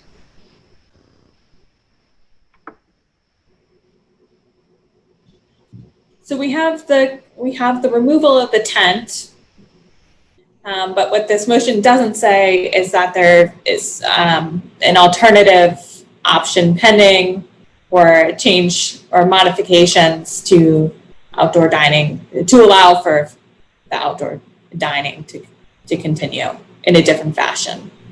Yeah, and we also don't have specifically wording that, such that the parking lot is open. So I think Right. those things are kind of understood. Right. And to what extent the parking lot is available or open. Yeah, we don't know. These are all challenges that I'm not sure that we'll know the details of until we have more information. Yeah, I think the objective is very clear. How we accomplish it is largely up to the businesses. I think that all makes sense. I want to make sure that as we vote on this, now granted it says Venetian Moon, but there are other businesses who have been using that outdoor space. I'd like to be very sure that they will be informed of this change as soon as at the same time Venetian Moon is, so that they can plan for whatever outdoor changes they need to make starting August 3rd. Yep. So will the staff be communicating with them as well? Nello's and Cafe Nero and whoever else is out there. Yeah, there was also some discussion of using the parking lot for arts and other things, and I'm not sure what the dates were. Jean might remember. I think they were before August 3rd. Are they weekend dates? Yes. Is that the civic permit? Yes. That you're referring to? Yeah, so Tin Bucket, Anya's, and Good Hearts are trying to do an outdoor retail vending event, and that proposal is for July 17th. My understanding, obviously weather permitting. Yep. I have to say that I'm not really comfortable with this. I don't know if anybody was expecting us to remove their license and limit it to the 3rd tonight, and Venetian's not even here. I feel like, so we didn't have full agreement and we made one decision, and we don't have full agreement and full information and we're going to make another decision. I'm going to probably need to abstain from this. I don't feel comfortable with this. I feel like we're pulling the rug out from underneath a couple businesses and not having thought it through. Karen, do you have a preferred solution? I think, to my way of thinking, what is the pain in this situation? The pain I keep hearing from several businesses is that our folks, our customers, our clients cannot get to us. That's what I'm hearing. And frankly, I can understand, having eaten down there, that now, Mr. Sims is looking at an empty parking lot and it's driving him crazy. I can understand that. And we're in a pandemic and everyone's business is down. I'd much rather see us do some temporary dedicated parking, whether it means, patrolling the back CVS parking lot and chasing people out of there that shouldn't be in there, or roping off specific temporary parking. The goal is, Mark, I think it was you had the great suggestion. We want employees, this has always been the issue. The employees need to be parking somewhere else. I'm an able-bodied person. It's summertime. I can walk an extra block to get to the parking. I know not everybody can, so that remains my concern. And as a small business person myself, that's what I hear from these businesses. Make it easier for my non-able-bodied customers to get to me. That seems to be the overriding issue. Not just, pull the I keep using this phrase, sorry, just completely yank this license and make them figure it out all again, without her being here saying, yep, I've done this, this is okay, you can do that. Then I would be comfortable. I hear you loud and clear. I think the only concern I have is that in their shoes, this is a good structure right now. Anything less is going to be dramatically different. You mean, I'm sorry, you mean for Venetian Moon and Cafe Nero? Yeah. Carlo and I were talking about this. There are 3 options here. Okay. One, one set of options is one party is very happy and the other is completely angry. That's option one. And option two is we manage to get everybody possible angry. And that's the way compromise is going to have to work. There's not a perfect solution here. Mark? Vanessa? So if we are considering August 3rd, which is in fact 3 weeks away, and we've already heard from the staff that we are missing a few pieces of information, and we're fully aware that Venetian Moon is not privy, and actually, not all of the businesses are aware of these options. Might I suggest that we ask the staff to communicate once more with the businesses, with the understanding that we will revisit this in exactly 1 week's time, so on the 21st, and that our intention is to pass this motion that the configuration will change on August 3rd. It buys us a little bit of time, it gives the business a heads up, and it allows the staff time to ensure everybody's on the same page. Mark, to your point, we may not make everybody happy, but if we end up at a place where everyone at least is informed before we take the vote, which is what our error was the first time, I'd very much like to avoid creating another situation where there's a barrage of emails because someone felt like we made a decision without letting them know. But if the staff communicates our intentions to these businesses, they may very well have some input that will make this a little bit better that we simply haven't thought of. So that would be my recommendation. It takes Karen's concerns into consideration. It doesn't change the deadline that we're imposing, which was Carlo's concern. It leaves us somewhere in the middle and keeps us as a neutral body. And Bob, your concern is nothing's going to be able to go in the packet for Thursday. I mean, I think go ahead, Bob. If you're asking for solutions to be, discussed and arrived at, I don't know. I mean, none of us know the real answer, but saying that the select board is likely to vote on July 21st opens an opportunity for both sides to come and continue to give their opinions to you. If you're saying, we think we're going to vote on the 21st, but we haven't yet, okay, that's fair, I understand. That doesn't necessarily bring anyone to the table as if you have voted and now what do you want to do next? I mean, the staff will try its best, but I just don't know what motivation any of the businesses will have to give you honest feedback as if you had voted. And I understand the hesitation in voting. I don't want to create a situation where the only option of how we move forward is doing something without input and then, creating an uproar. That to me is not a good partnership with the businesses.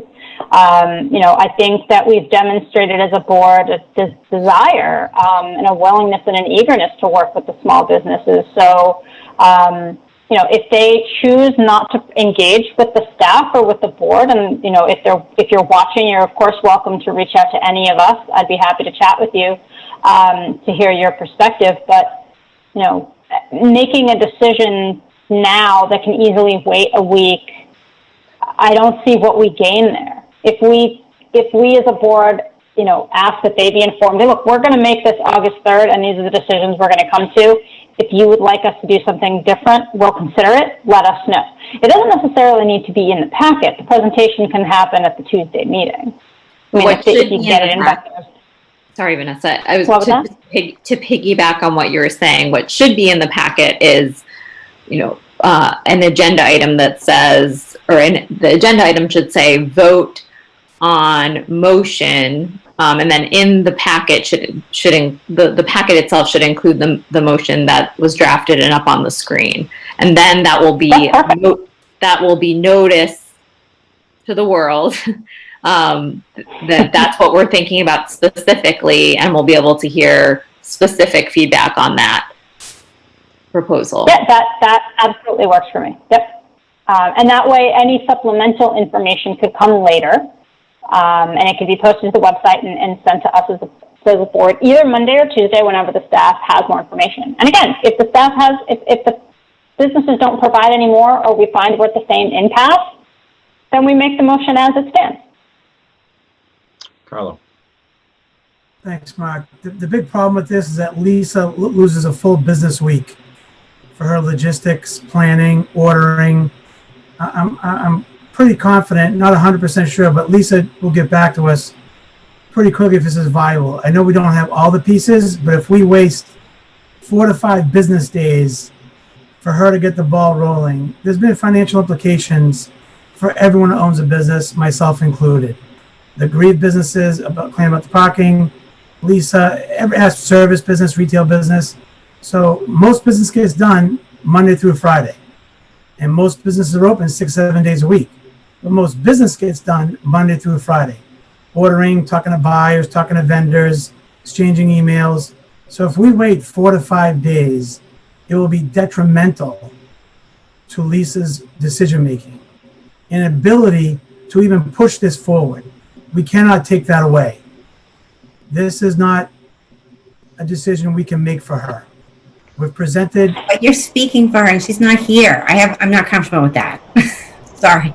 Not that what we're saying is we're going to change this effective August 3rd. So we're giving all of the businesses the courtesy of a heads up before we take the vote. So we're not denying anyone a week, and it wouldn't just be Venetian Moon. It would be any of the businesses that would be impacted. We're saying we're going to do this August 3rd, and if there are other options that you would like us to consider as sort of mitigation, then we'll take those under advisement. But we're going forward with August 3rd. Let me make a suggestion. I mean, I think, Mark, we have to kind of pick something and move on. We do need to move on, but I think Carlo's point is spot on too. I think that what needs to happen is Lisa has to have something to evaluate to make the decisions, right? And the only way for that to happen is we, the town staff, are going to need to spend some time looking at option 6, the parklets, scoping out to some extent what might be possible so that Lisa can have a decision. She can make her business decision based on that. We aren't seeing any options beyond that. I think that's kind of the constraint that's there. But I'm not comfortable necessarily just saying, okay, you can explore it now, but then once the decision is made, now you only have 2 weeks. We initially started this out saying we wanted to give her 3. So I get, August 3rd now gets tight, in my opinion, if that's the way we want to approach it. Yes, we have much better information. No, we have better information, not much better necessarily. But we need to give them time to make their decision in terms of what to do. I think we either kind of have to either incredibly strongly suggest this date and ask all parties to participate, but most importantly, the town and Venetian Moon. That's kind of option 1. The other is we say, okay, we're not going to make this decision for a week. Period. The 3rd is an interesting date, but that's, if we get feedback that says, oh my gosh, I need 3 weeks to shut down, what do? We don't have that information. So I think we need to pick. We either are going to pick a date now and kind of move forward, or we're going to gather more information, and we may need to be a little bit more flexible if we're going to do that.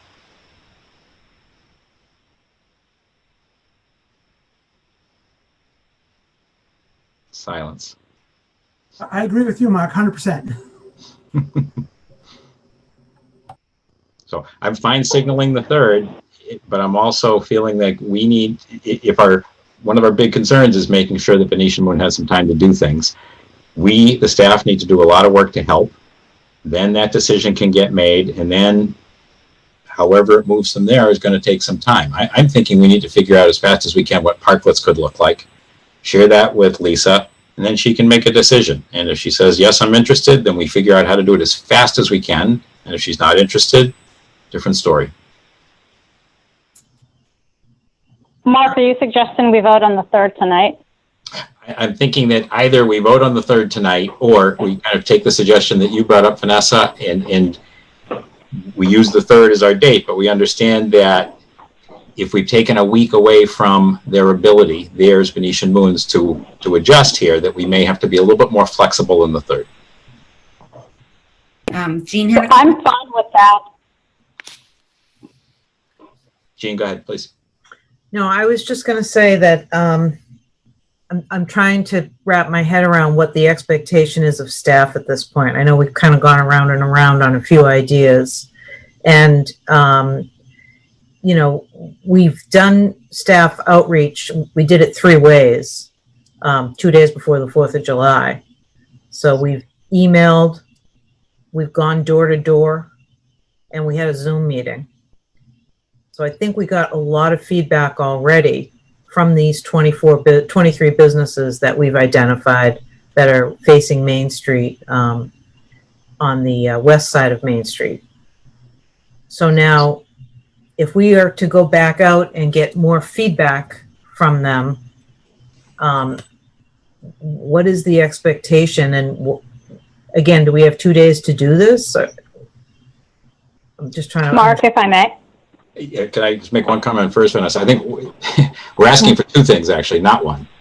One thing we're asking for is to flesh out parklets further, so that we have more information available to share.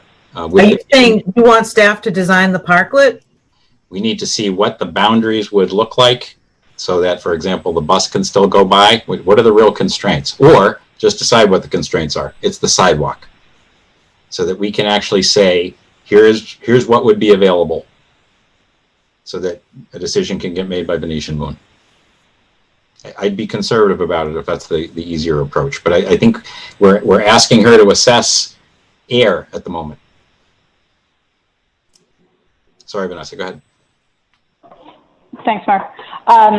So I'm going to recommend, so Mark, I agree with you that if we delay by a week and Venetian Moon may need an additional week to shut down, that's something we can consider.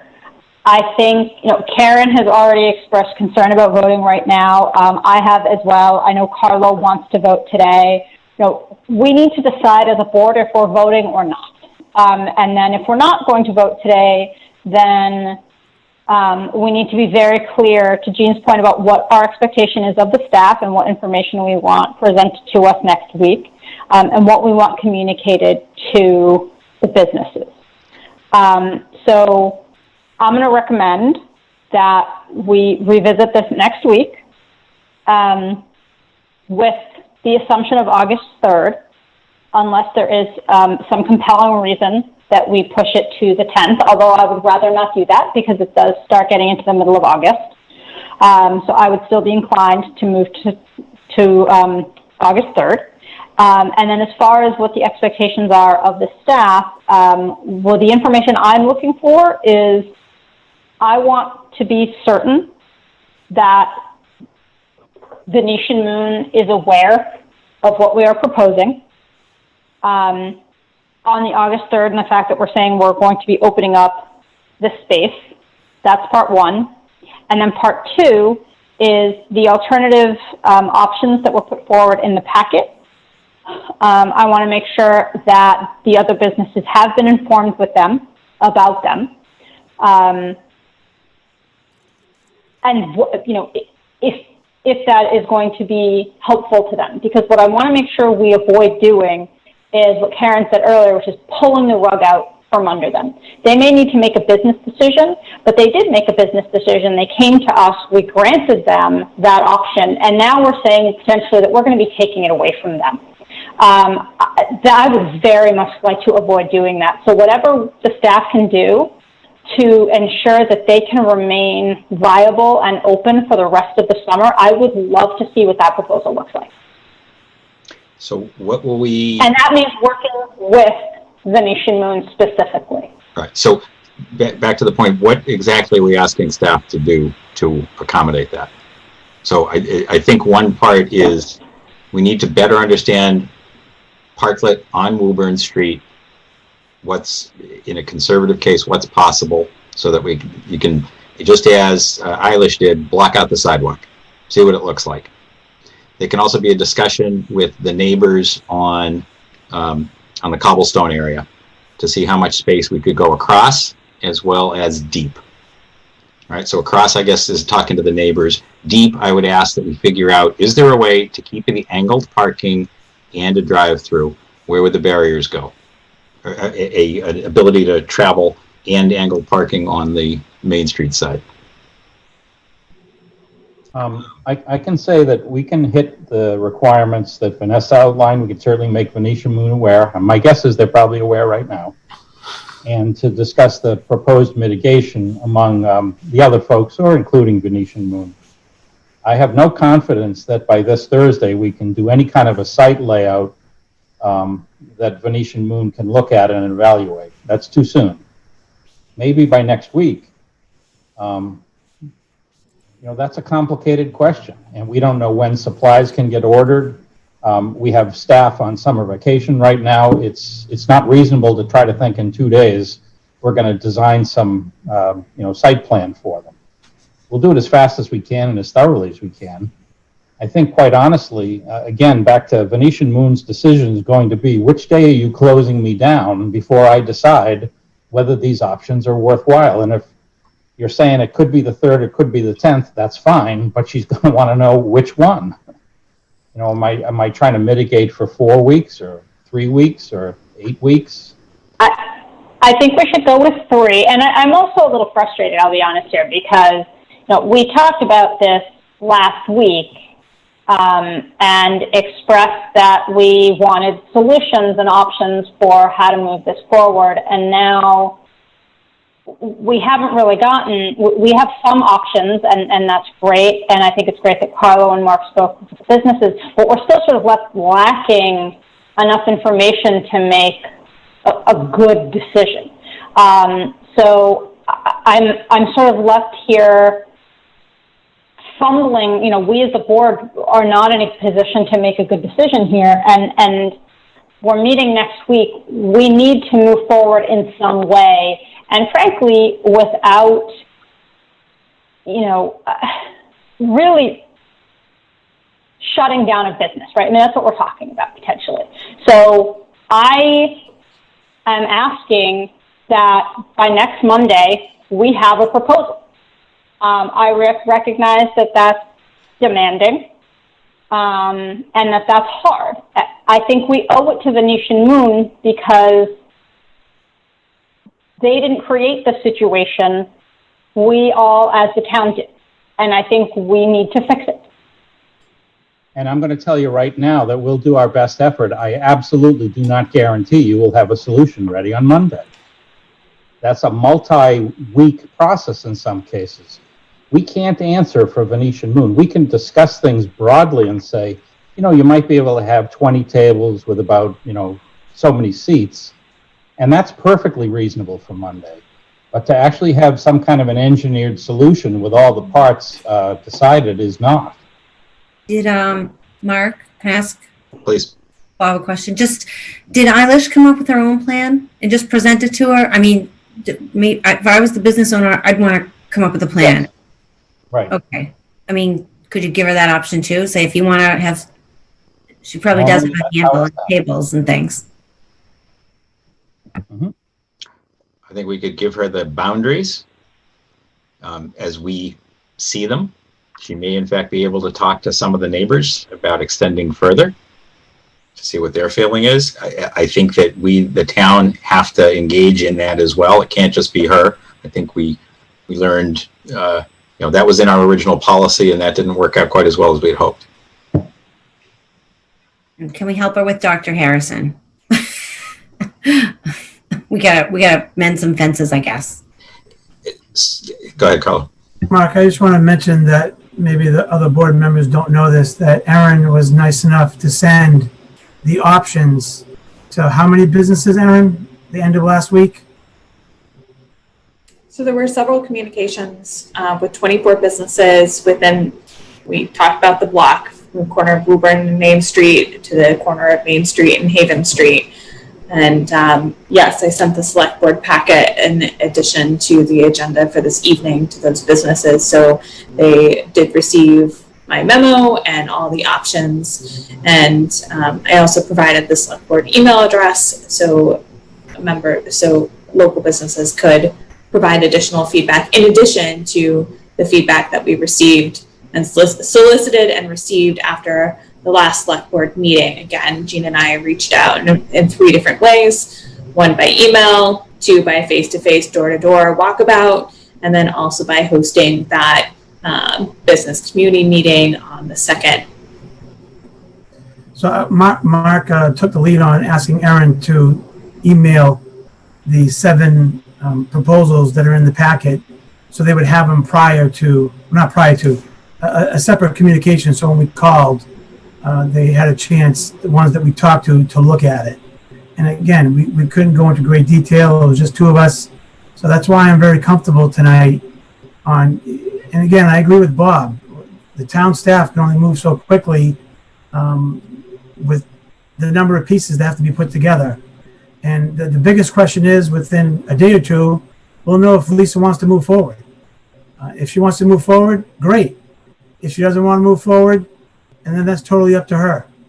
But to delay this another week just tightens the window, and then potentially, like Mark said, pushes us out to August 10th. And that would just be more frustration all around. So I would... Mark, excuse me, I'm speaking. Let Carla finish. sorry, I apologize. Carla. So I really, it's 9 whatever. We really should, Victor's waiting, Jane's waiting. We really should just make a decision. And I don't think it needs to be a vote, but a consensus. I mean, I think we need to, if we want to make a vote, a motion, I'm fine with that. But I'm ready to move forward. So I'm willing to state that I feel that based on the information I have right now, August 3rd seems like not a consensus, but a compromise that weighs the interests evenly of the different businesses. However, I don't feel like that proposal, that there's been notice and opportunity to be heard around that proposal and that date specifically. So I'm happy to kind of state my intention to vote in that direction for next week. But I do feel like we got ourselves into trouble last time because there wasn't adequate notice. People did not have their voices heard, and we ended up where we are now. So I think we should put a very specific proposal on the agenda, and I think we could all go around, like Carlo, you said, we don't have to, sort of state our intentions versus taking a vote, but put on the agenda for next week a vote for the tent to come down on August 3rd.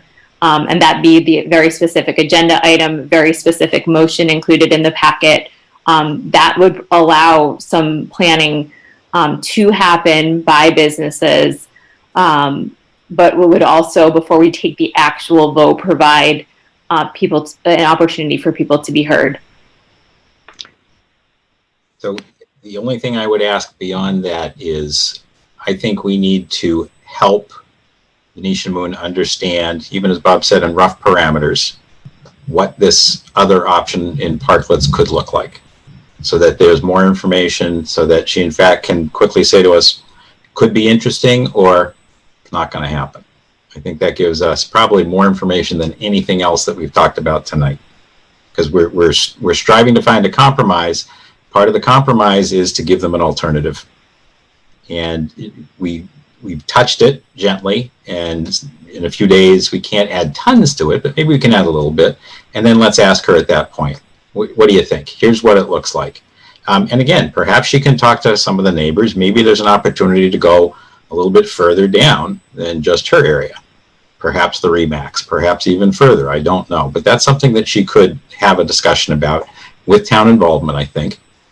And then we can talk about it on Monday with an intent that it looks like the 3rd, be planning on that, but that we're working to try to find what's possible in the parklet so she can evaluate it.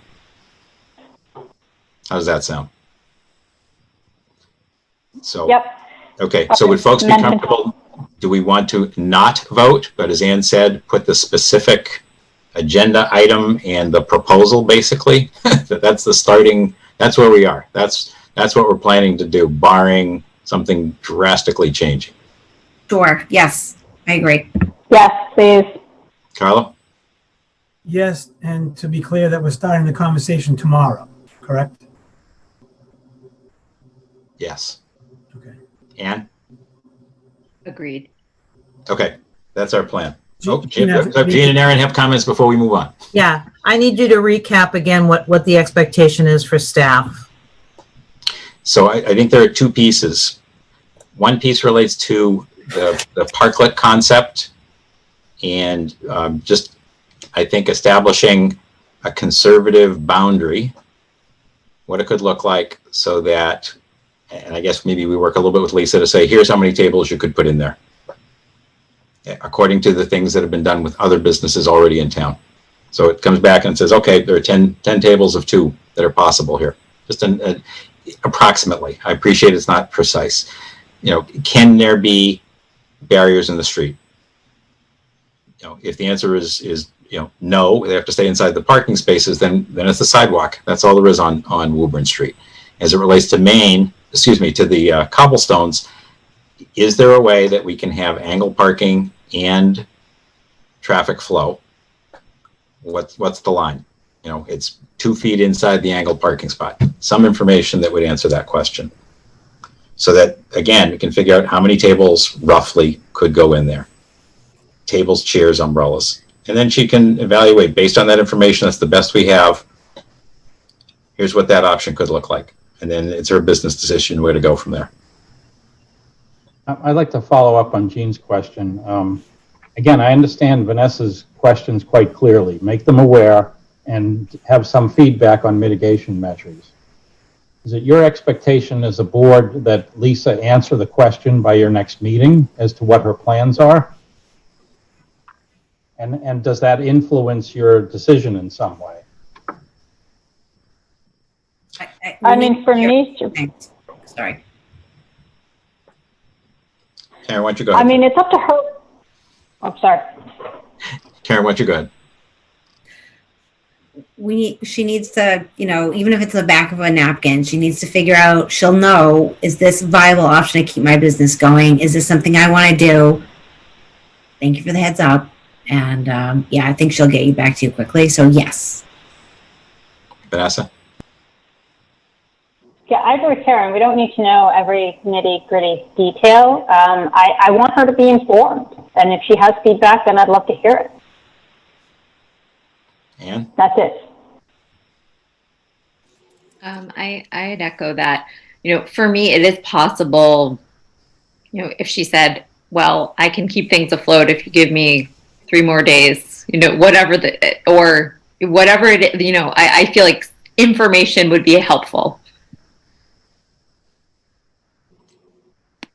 Okay, so Jean, Aaron, is that, and so there are 2 asks. One is to provide rough parameters for what the space might look like on Woburn Street, and I guess from public safety in terms of what can be done in the cobblestone lot. And the second relates to just talking to the neighbors about potential mitigation over the course of the next few weeks. Did I read that right from everybody? Are those the 2 asks?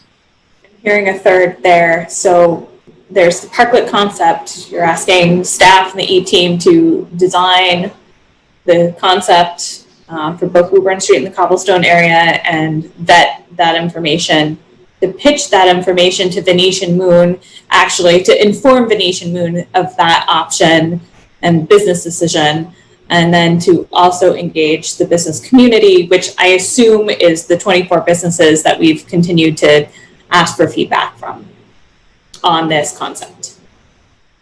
Is that correct? That's my read. Others? Right.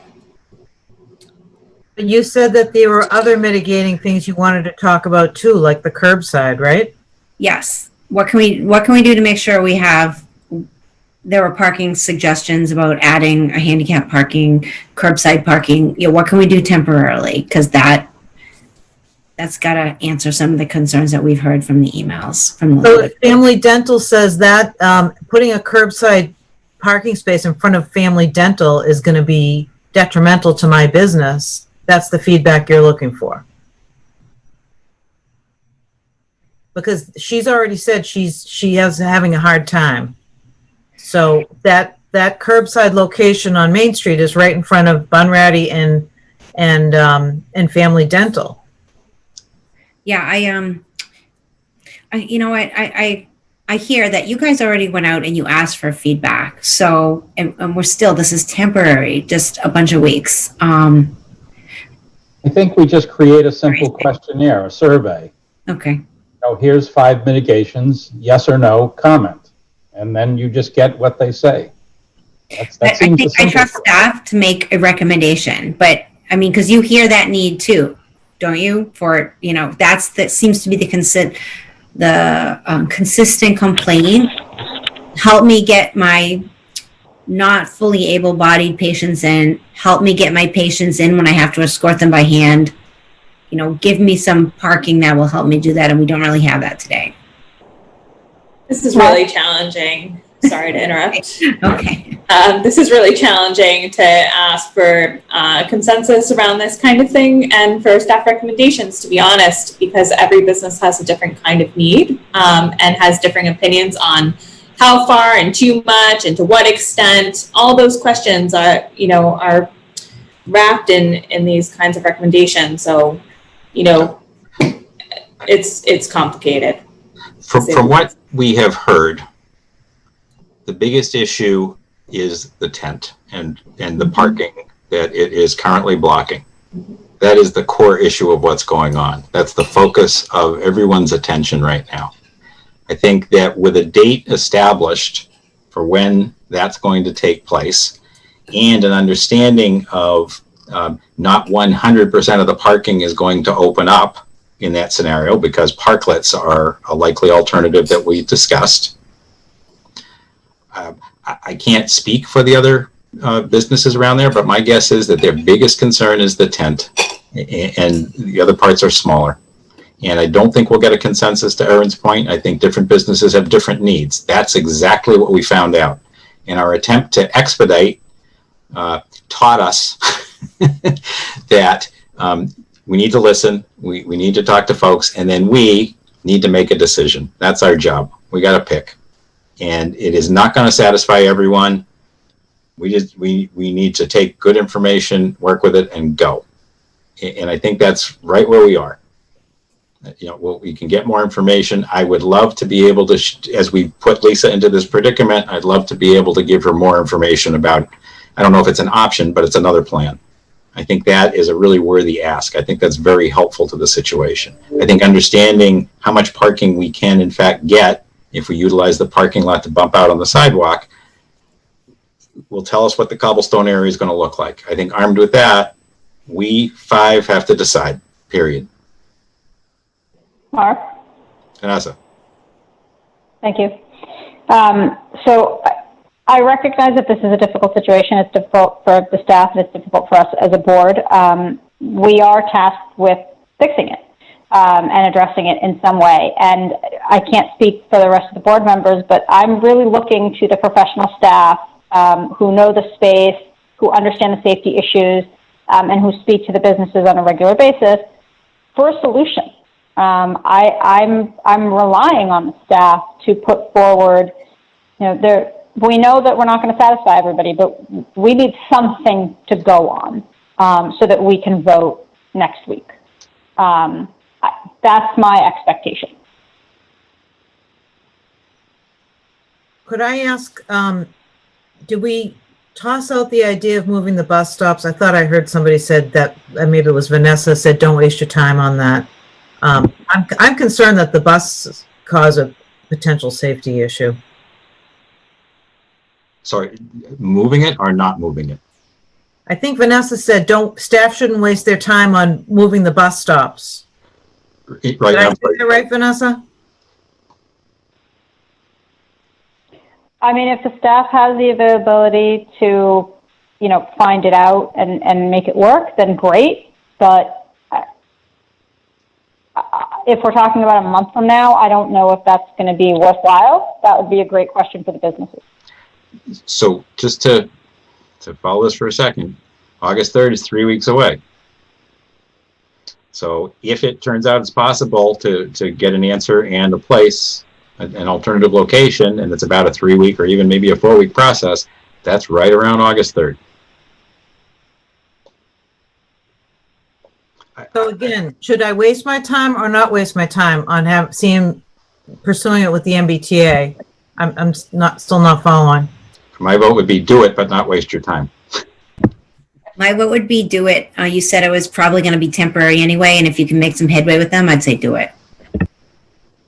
And if you're in your professional opinion, it would to not do it would possibly create a safety hazard or not mitigate a safety hazard. Then I think, I trust your professional judgment on safety issues around parking in the parklets.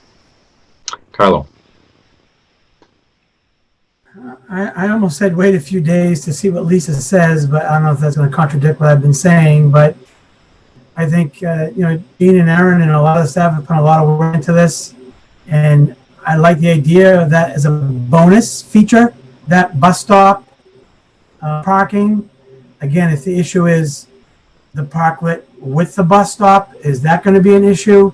It doesn't sound that way because cars can park there already, but I'm not the public safety expert.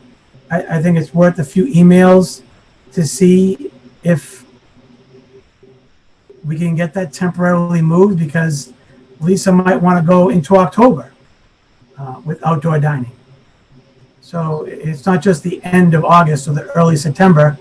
She may say, hey, the weather's great, the 10-day, 20-day forecast is great, people are coming, let her make that decision. But I think we'll have more definitive answers next week, but maybe get the ball up in the air and seeing as an option. Like for me personally, it's a bonus tables and chairs for her. If we can do the other spots as well. So I'm hearing bus, boundaries, and survey is the ask.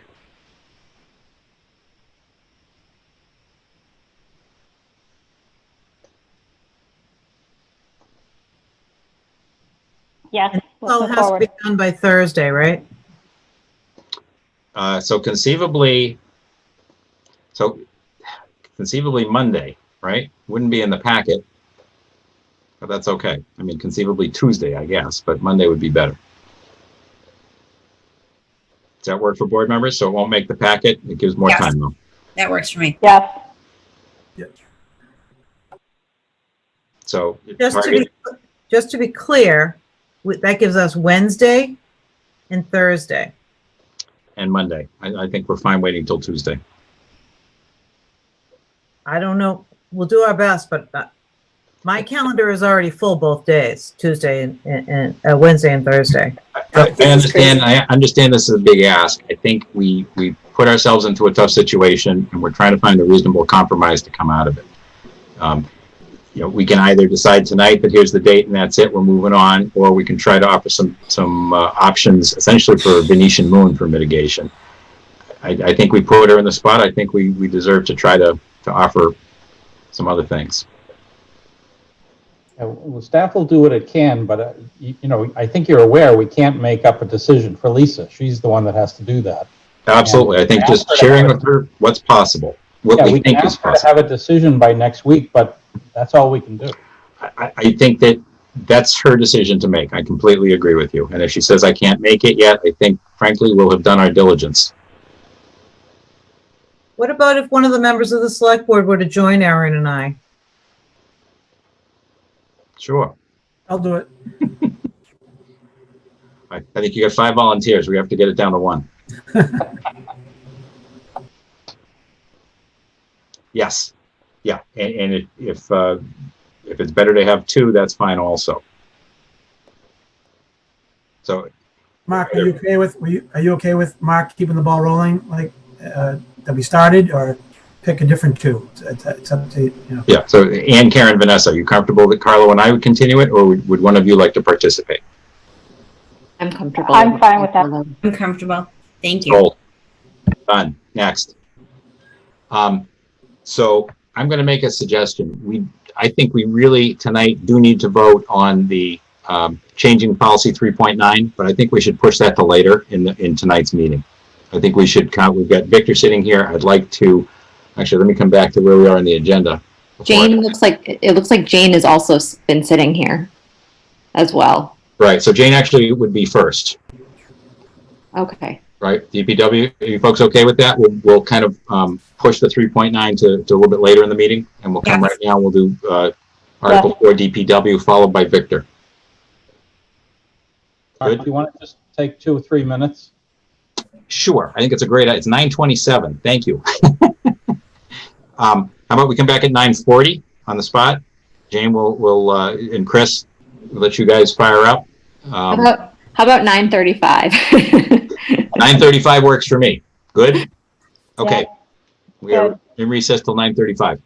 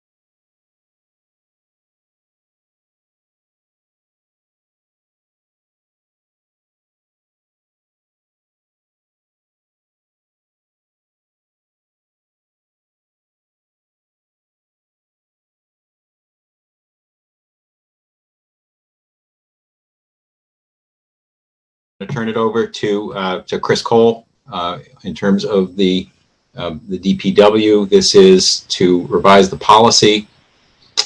There were a few areas that we highlighted at our meeting that we asked DPW to go back and review, and here are their responses. Well, thank you, Mr. Chair. So in your packet is just this one-page memo outlining the policy revisions that were based on the board's comments at your meeting on June 3rd, where we presented the proposed revisions to Article 4 of the DPW Select Board policies. The one revision that was made from what was presented to you back on June 3rd was related to Article 414.2.8, as you see in the memo. This section pertained to a property owner requesting that a public shade tree be removed, and after a public tree hearing, the tree warden denied the removal. The property owner would then appeal it to the select board to decide to vote on whether the tree should come down, and if the board did agree with the property owner that the tree should come down, the previous language that you saw on June 3rd stated that the full cost of removal of the tree shall be borne by the property owner requesting the removal, including but not limited to police details and restitution. The board had concerns with that the property owner would be bearing the cost of both the full removal of the tree and restitution. So Jan and I sat down and discussed this with the tree warden, and the revised language now before you states the town will remove the tree and cover all removal costs. However, the property owner will still be required to pay the restitution for removal of the town tree. Furthermore, there were a couple of additional comments by the board for some clarification on the DPW webpage. The first one was further guidance has been now added to the recycling section of the DPW webpage to better clarify current recycling procedures amid the current uncertainty of the recycling market. And the second update to the website was the process for a resident to request new signage on a public street. Residents are instructed on the webpage to notify either the Reading Police Department or the Reading Department of Public Works about their request. And then this request will then be discussed at the next PTTF meeting and included on a future select board agenda if the committee seems it applicable. One quick question, Chris, on the restitution on the tree issue. Is restitution in the form of a new planting? Is that what restitution is, or how is that defined? Restitution, if I can pull up the other section right now. Let's see. So 414.2.9. Yeah. I have that, Chris, if you want me to share it. Sure, Bob.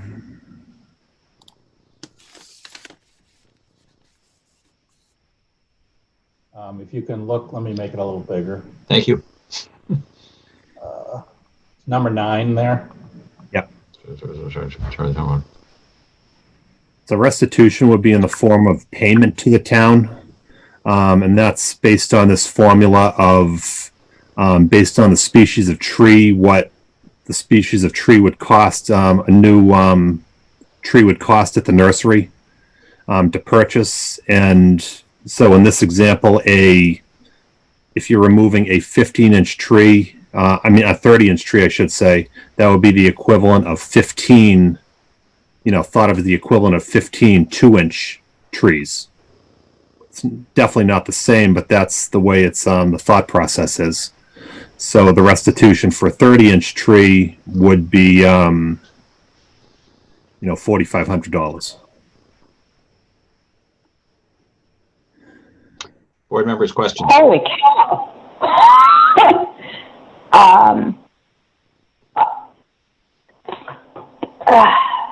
30 So inches my struggle with this, tree. what was that? 30 inches is a lot of tree. It is a lot of tree. I think the reason that this gives me pause is because this came up when this was last year, where there was a tree that was healthy, and the tree warden, following procedures and policy, said denied the owners their desire to remove this tree. They appealed it to the board, and the tree was a hazard, even though it was healthy. And I didn't feel comfortable asking a resident to pay for the removal of this tree. The restitution ends up being essentially the same thing. It's a fee to remove a tree that chances are we're saying, yes, take it down for a particular reason. So I would want to have some kind of cap on what the restitution is, where a town that values our trees and it makes our town beautiful. But I also don't want to penalize a resident because there's an unsafe tree, even though it's healthy, on town property adjacent to their home. So I'd like to strike a balance here between, potentially planting new trees and not seeing someone sort of financially hurt because they bought a home near a tree that could potentially be hazardous. May I reply, Mr. Chair? So just to be clear, these are trees that are healthy trees that for whatever reason a homeowner wants to take down. If they're hazardous trees, we take them down, no charge to the homeowner, no restitution, nothing. These are trees that somebody has in and around their house that have been there that for whatever reason they want to take down. For example, they want to put an addition on. They want to expand their driveway. These are town trees that are healthy. And I think that's the biggest reasoning for having the restitution here, is to have some sort of recourse for when a resident developer wants to relocate their driveway, wants to expand their driveway, and there happens to be a town tree in the way. We have the hearing, and if they appeal it to the board after the tree warden denies it, and the board still feels that agrees with the property owner that the tree could come down, then this would require the developer or property owner to pay this restitution to the town as a way of then planting additional trees, new trees in the town for removal of this one tree. That's very helpful information. Thank you very much for that. Other comments from the board? I think I'm comfortable with this, and thank you for that explanation. I know we ran into the situation where the tree last year wasn't a hazard per se for the tree warden, but it wasn't to create a new deck or anything else, as I understand it. It really was that in big storms, big branches come down, and there was a concern that was raised, and the board was able, I believe, to work that through. Right. So I'm okay with that one, and thank you for the description. If there are no other comments, are there any other comments from the board? All right, then. Let's go to let's see if I have that one. I should.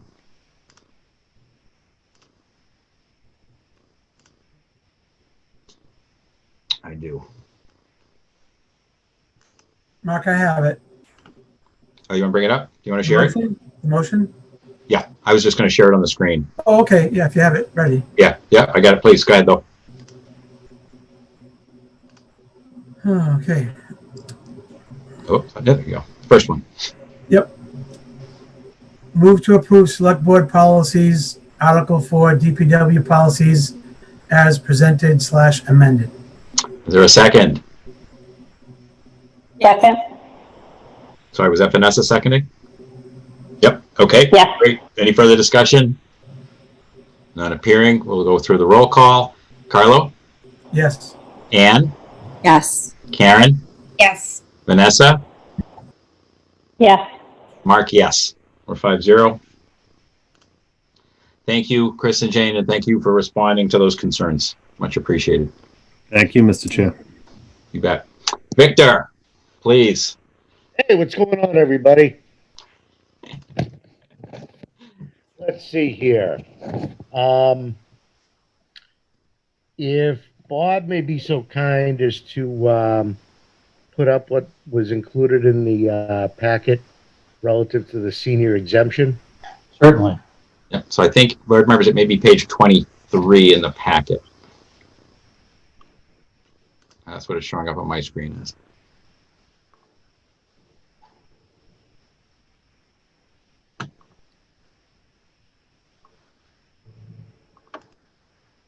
Does that look right?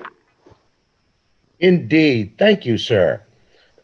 This first page is a quick recap of the seniors that filed for the exemption for fiscal year 2020. 186 seniors applied for the exemption, 182 were approved. Typically, what knocks seniors out of the box is the type of ownership in their properties. Some trusts do qualify and others do not. Total amount of the circuit breaker income for the applicants that was circuit breaker credits for that pool of seniors was just about $173,000. Victor, can I interrupt yes. just for a sec? For the benefit of the two new members in particular, could you just take 30 seconds and describe what this is and how the town of Reading kind of took a leadership position in driving this? Excuse me while I get my pom-poms. But 30 seconds of pom-poms, please. Yes. Several years ago, I was challenged with trying to come up with a new form of tax relief for senior citizens in Reading, where there was no real type existing on the books in state law. So with the support and encouragement of the then select board and our town manager, Bob Lasher, I was free to let my mind roam and see what was out there to see what we could assemble. We basically assembled a matching type of real estate tax relief that is based on the senior circuit breaker income tax credit.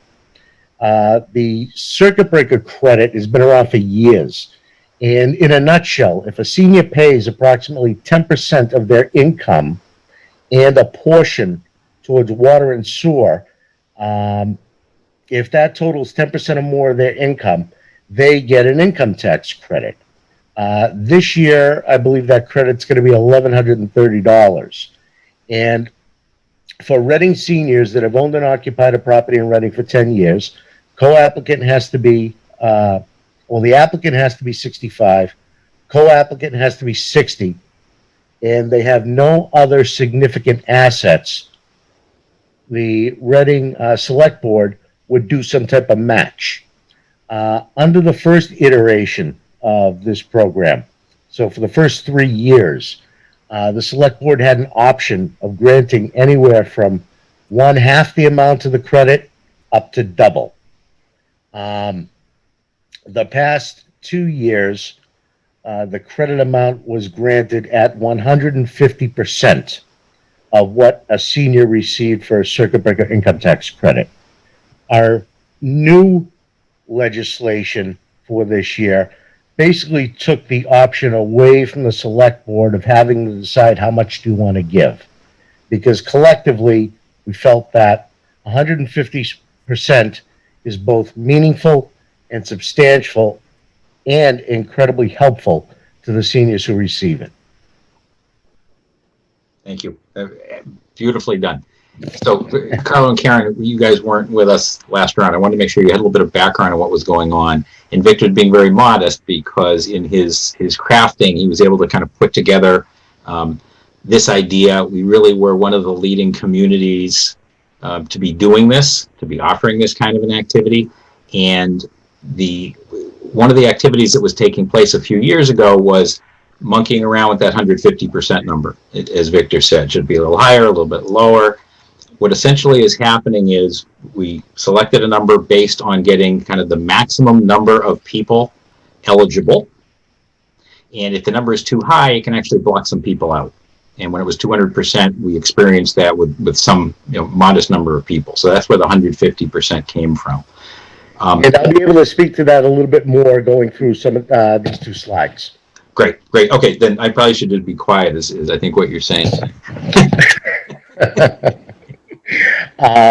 So in fiscal year 2020, the total amount received vis-a-vis the circuit breaker for seniors was about $173,000. The select board selected a factor of 150% at that time, which means that I had to manipulate 259,000 and change within the residential tax rate to pay for the discount. What it did was, do I have it here? It adds about, I'm surprised I didn't include it here, about 3 cents to the residential tax rate to pay for the discount. So it's not a huge cost to the rest of the residential tax base. And ultimately, we ended up with the 1.02 shift in the tax rate. We had a residential tax rate of $13.93 and a commercial tax rate of $14.21. When I go over to the next page, I ran some comparisons for prior years. And in 2019, we had 187 apply, 176 were granted. The total amount shifted was $264,000. The average credit amount was $1,501. And again, that's at 150%. In 2018, our first year, 194 applied, 183 were granted. The select board at that time selected 200%, which means we had to shift $362,000 onto the rest of the residential tax base to pay for it. And the average credit that year was $1,980. Now, first year out of the gate, did not want to go to the maximum because there was still some unintended consequences of granting this form of tax relief. Is there such a thing as too much tax relief? Yes, because any relief that we grant lowers the senior's tax obligation. So in a subsequent year, it's totally conceivable a senior can fall below that 10% threshold where they would get the senior circuit breaker income tax credit and then qualify for our local credit. So the more we give, the more we put people in jeopardy of losing the credit in the out years. And looking at 2018 to 2019, we had 114 repeat filers. So those are people that filed both years consecutively. We had 69 people drop out of the program, assuming that because we lowered their taxes below that 10% threshold, they no longer qualified for the income tax credit and wouldn't be eligible for our credit. But we did receive 59 new filers. And for the people that received it previously, that core group of 114 people, 9 people received less. So because of the amount given, they took a little bit of a haircut on their exemption amount, and 13 people actually received more. This year, everyone that applied last year, we sent them letters along with applications so they can get that into us. We'll also be mailing out, we only have about 25 folks who get the elderly statutory exemption. So we'll include applications for their exemptions as well as our senior discount to those folks. And we'll begin taking applications, although some have mailed in, I don't want to broadcast that already. But the formal time to apply is July. But what we've done this is, August 1st. And previously it was only the month of August to do this. We've opened it up to September because we took care of the biggest question by fixing the amount at 150%. The other thing that needs to happen, and last year was actually the best classification hearing I ever had in any town. It was swift. Everything was pretty much known to me in advance. And by known to me, I mean the parameters. I had a feeling from the board. This is about where people wanted to be with the shift.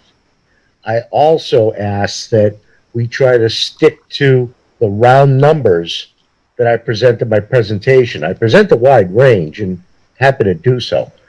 But when we get to things like, oh, can we try something at 1.0256% to get the residential tax rate to say $13.90? I can do it if I know in advance. Because we have this exemption, normally I can plug parameters into the state system, and that will give me the estimate of tax rates and what have you. But because the state software does not recognize this exemption, I have to hand calculate it. And that's a lot of work. And I don't mind the work, but I'd rather not have any of us be in a position out there where I'm asked a question that I can't answer, that delays classification further. I'll have to get back to you with that and what have you. I think one year I was hand calculating minimum residential factors, which is the factor you have to adopt that ultimately sets the tax rate. And it's not fun for me, and I don't think it's fun for the board. Because even so I come up with an answer, there's a rounding issue when you factor in the town budget on the recap sheet. So everything I give is always an estimate. But if we can stick to those parameters, my agreement was, well, if we have this general sense, I can open up to 2 months for folks to file for the exemption, giving them more time. So we've already taken the initiative to advertise the 2 months out there to folks, and we're happy to do that.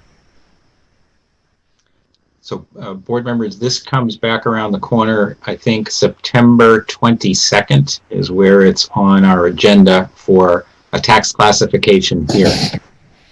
And I think that, Victor, you're slated to be there as well, kind of presenting the results of what we've asked you to work on. So this is kind of a quick update to the board so you can kind of see what's going on. It's explaining a little bit about the 150% calculation, why it's there, why it was agreed to. And I guess the open issues that would be for later would relate to shift between residential and business. Not a discussion for tonight, but that will come up as part of the classification in September. Yeah, if I could ask Victor a question. September 22nd was one of the draft dates to try to get in early, but October 6th was a backup. If you have extended this program to the end of September, then it can just be October 6th. But why don't you talk to the board a little bit about what's different this year with the pandemic and DOR? Initially, I had reservations about going back on our oral agreement about the 2 months, because early on in the pandemic, the Department of Revenue basically told assessors and financial professionals in municipal government that they were not confident that they could approve recap sheets in a timely manner in order to issue actual third quarter tax bills. And as far as I know, it hasn't been readdressed by the Department of Revenue, so it's still out there, which is why during this time frame, I'd rather focus all our resources in receiving applications, processing applications, then the first couple of days of October, assemble the final product for classification, and then present it on October 6th. What I always like to do with new board members, as I get close to that time frame, I'd like to reach out to you then and have you into my office, or I'll meet you for a cup of coffee and just give you a general sense on how a classification hearing goes. And I'm happy to answer any individualized questions that you may have that probably more comfortable to ask one-on-one than in an open setting. And it may be Zoom coffee. We'll have to see. Yeah. Masked coffee. Masked coffee. Board members, any questions to Victor as of right now? If there's more, and reach out, Victor, I'm going to speak for you. If you have questions on process or what's gone on in the past, any of the details, reach out to Victor directly, please. Thanks. It's a great program. This is great. Thank you. I do have questions, Victor. I'll catch you offline then. Okay. Thank you, Victor. Carla, anything from you? No, thank you. This is one of the yearly meetings I've been attending for a while. Good point. You're familiar. On the board, so I'm not crystal clear on everything, but I know it's a lot of work for Victor, and the senior tax relief credit was a great idea, but a few boards ago. So I'm glad we're continuing it. And if I have any questions, I'll definitely reach out. Great. Thanks, Victor. Take care, folks. Have a good evening. You as well. Next on our agenda is minutes. Let me just take a quick check with folks. I'm hoping everybody went through them. If they had any comments, they sent them already to Caitlin. Is there I had one edit. Small potatoes. I just got to find it. I was omitted from one of the minutes attendee list. Let me just check which one it was. 527. So I had provided some feedback that the April 14th minutes didn't reflect how all of the motion items were disposed of, but I can just, I could vote just against those minutes. I did not offer specific amendments, but I just don't feel comfortable voting in favor of them, but I also won't stand in the way of people approving them, but I just didn't. I would vote off on it since they, to me, they didn't reflect the full meeting. Okay, so have you made changes, Anne? No, I provided feedback that I thought it would be useful for minutes to reflect how all agenda items are disposed of. Okay, so it's asking for more items to be included, essentially. Were there specifics? I provided that feedback to Caitlin like a few times ago. But I don't think they've been amended since then. So, I can just vote against them. So, I guess that doesn't feel right. If there are things that are missing that the board acted on, and this is the record of it, it feels like we should have those included. So I don't know that. I agree. I may be mistaken but I don't know that there were things that the board acted on, but the board did have discussions that I think are not reflected there.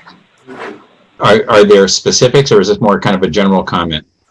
There's a general comment. I know there was a conversation about whether to schedule the recall election, that was the first date we took that question up, but just decided that we were not going to do so at that time, and we had a pretty full conversation about that with Ray present. So, all right. Sorry, go ahead. Sorry, was someone else commenting? No. I was going to ask if you remember which date that was. Yes, sorry, that was April 14th. So that's the first one.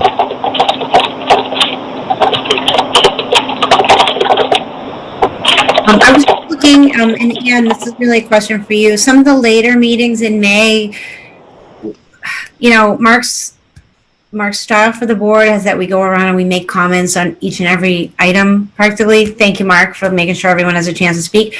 I'm not sure if we're doing these summary level meetings, whether those comments need to be in there, but I would expect that all of the agenda items, especially the votes, and I missed that one, Anne, so thanks for bringing that up. But I don't know that we need all these like specific comments on every vote from the select board members, and that would be less work for Caitlin. But Anne, so does that fall within the purview of what a summary note looks like. I'm not, I think I need to know more specifically. I feel like I'm not quite ready to comment on that. I think I need a specific example. Yeah, it was either the 27th or the 20th. Or another way to phrase that is, if we're doing these summary notes, I guess you need to be consistent. Every time we take a vote, are we going to say we go around robin and every single member had this to say, or are we not getting to that level of detail? I guess that's really more my question. My comment is I don't think we need that level of detail, but Anne, are you in agreement with that, or are you not feeling that's right? That's as long as there's a summary of each discussion. So, and I didn't feel that was there was a summary of each discussion in the April 14th minutes. Got it. So each discussion meaning each topic, not necessarily each topic, each person. Correct. Yes. Got it. Okay. What's a good way to take that offline from here? Because I think we're not quite ready to approve these tonight. Is my quick summary. Well, can we approve? I mean, there's nothing. If people don't have any objection to the greater detail, we could certainly approve those. If there's, in terms of like going forward, we can ask for them to be more in a more summary format, which I know we have asked, but I don't think there's a reason to not approve them unless we disagree with the detail. Go ahead. The only thing that makes me a little nervous here is that minutes are supposed to reflect the actions and discussions of the board. If we had something on the agenda and they are not reflected in the minutes, we may get ourselves into an open meeting law situation. So I don't want to approve the minutes from the 14th. So I'm with Anne here. If we're missing something, even if it seems fairly insignificant, it needs to be included. I also was under the impression that all meeting minutes would be in summary form, yet there's a couple of them that go back to Mark said this, Anne said this, Vanessa said this. Is there a reason why that changed?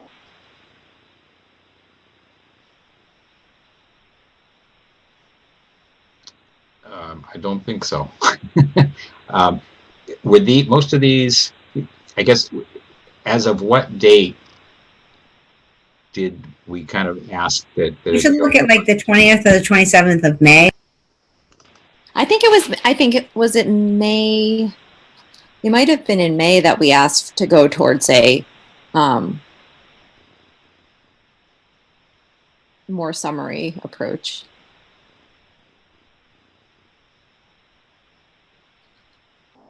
I want to say the minutes are for the ones at the end of May. I want to say that the meeting that I chaired where we had this conversation was like May 13th. Yeah, it was. And then we may have, and then maybe we made a final call the next week when Mark was present.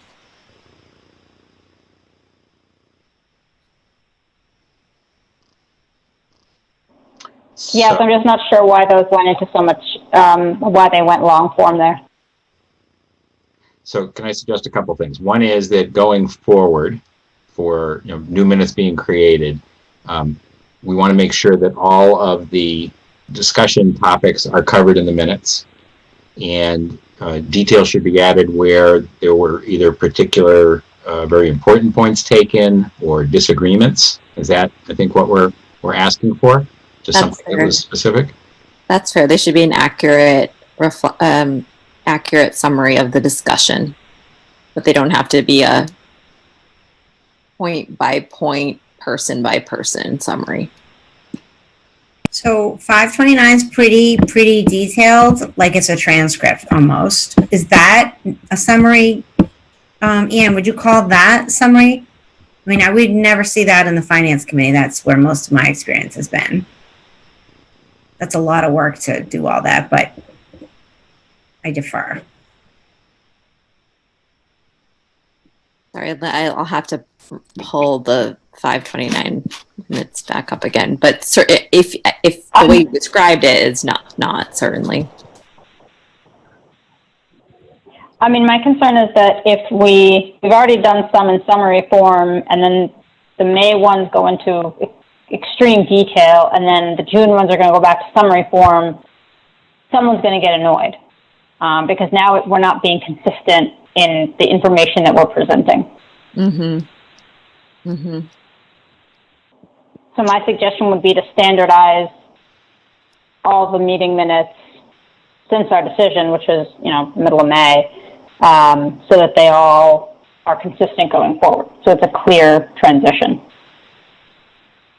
So I think we could do that, or we could make it from now forward. In other words, I mean, how many meetings are there? So there were probably 4 other meetings since then, since the 29th of May. 3 meetings, 2 or 3. Yeah, is it important to go back to the 20th, or could we just make it effective starting June 1? I'm just thinking the work's already done here. Why not stay with it? I think we're going to get hammered if we go back and forth, if I'm going to be honest. I think it's worth making sure that we're consistent. Otherwise, the public's not going to know what to expect. Well, I think we have made it pretty clear we'd like it to be a summary form, but I think I would personally move that we adopt the minutes except for the ones from the 14th with the amendments that folks offered, just to get them done as long as they're accurate. Because you are supposed to approve meeting minutes in a prompt manner. Yeah, I think that whenever things change will be a transition date. If it's a few weeks later, I don't think that's a big deal. And I think maybe what we should do is in the June notes, just indicate that this is a, note that there's a little bit less detail as per the board's decision.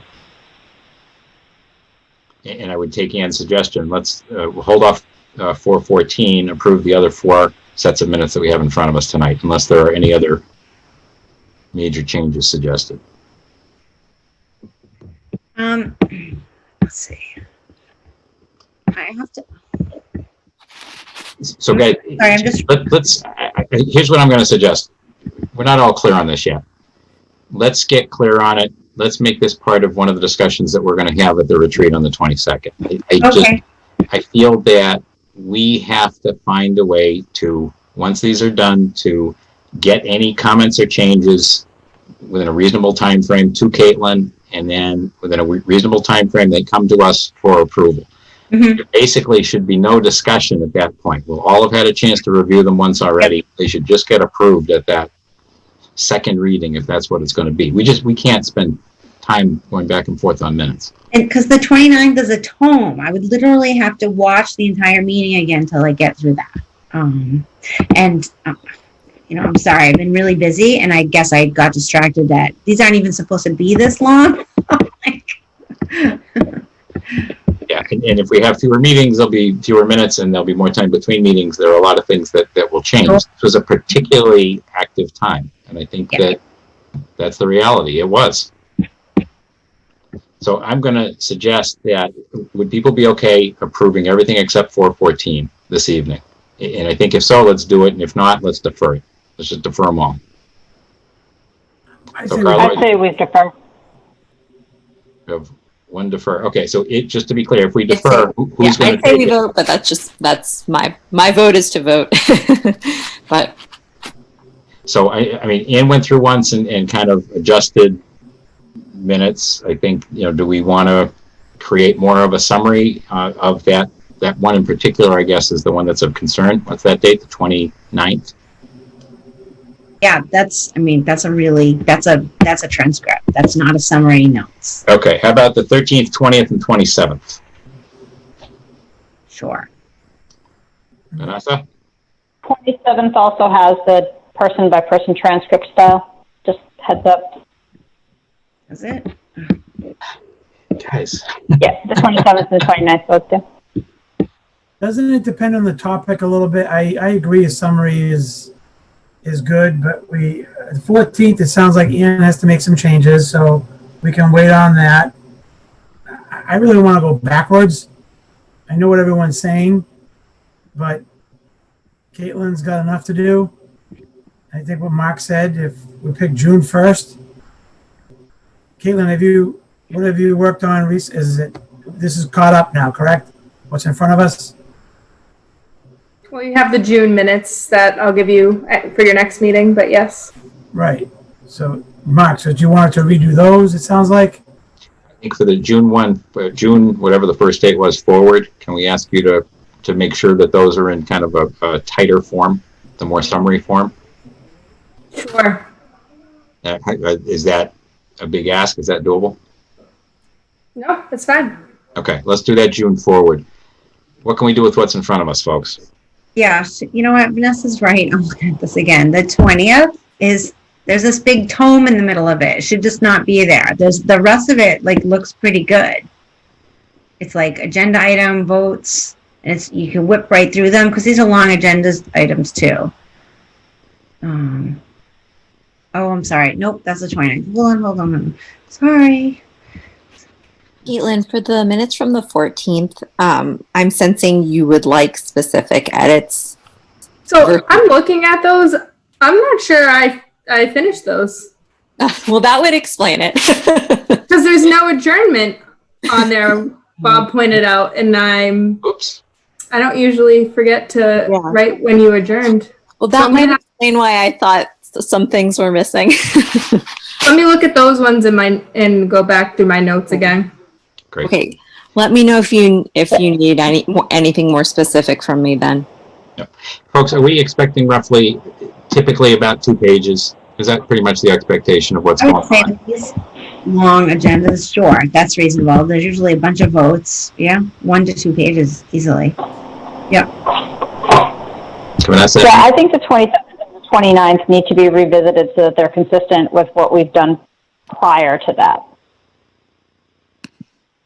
And since. So we're basically asking to go through all of these again. I think just the last, the 29th for sure. And what was the other one? The 27th. I think there's a section of the 22nd, just like one section. The rest of it looks summarized. Okay. It's time to move on. So we're not going to work on these tonight. Okay.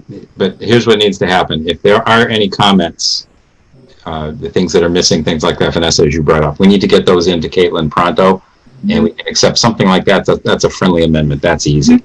If there are content issues, we just need to pick a date. We get them on Thursday. Can we say Sunday night or Monday morning early? Fire them off so Caitlin has them. If there are any comments, can we just work with that? And then as it relates to the ones that are feeling like they're of a different structure, I'm hearing, the 27th and 29th in particular.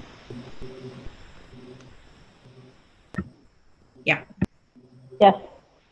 Okay, so the 14th of April, the 13th One question. of May. Sorry, go ahead, Caitlin. The 27th is only 2 pages. How much less would you like me to write? There's that one section in the 27th. I feel like there's one section in the 27th that isn't summarized for whatever reason. What section? It has a lot of paragraphs in it. Let's see. Okay, hold on. So it's got to be recall election. That's the only one with lots of pieces to it. I want to say it was Sharon Angstrom was speaking, wasn't it? All right, page 32.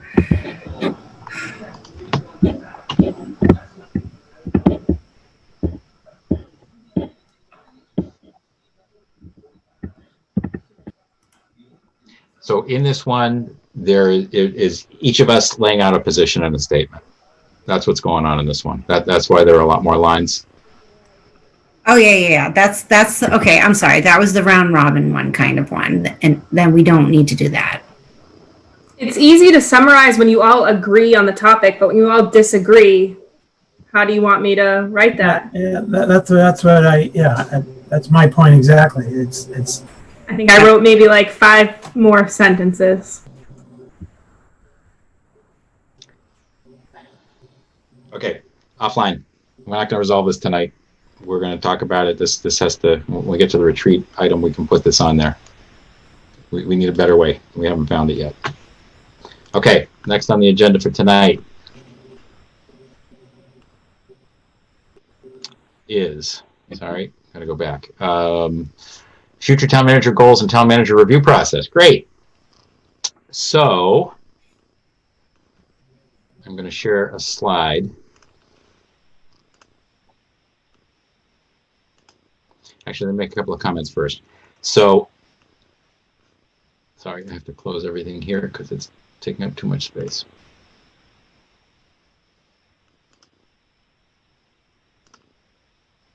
Okay. Two things on our plate. One is to talk about goals going forward for Bob for the calendar year that started July 1. And the second is to talk about a review process. And the review process has a lot of formalized aspects already in our policies. And I think that what we need to do is take the form that was used last year that got adjusted quite a bit. Bob, I'm going to ask you if you have any comments on that form, bring those back so that we can make sure that it's doing what you want it to do. It's giving you the review you're looking for. And board members, same thing on our side. It's providing the feedback that we're wanting to give. We spent a lot of time on this last year modifying the form and coming up with a way to review each of the goals. And I think we need that as our starting point. We are supposed to complete this by August 15th, the review, and be able to share it with Bob. So let's do that. We need to do that and get it done. So here we are, it's July the 13th. So we need to look at the form. Bob, I'm going to ask if you could maybe first see if you have any comments that you want to share first. Then I was going to say send the form out with those comments. We can have a brief discussion about it at our next meeting, I guess. And then use that form, however modified, if at all, for the review process to be done by August 15th.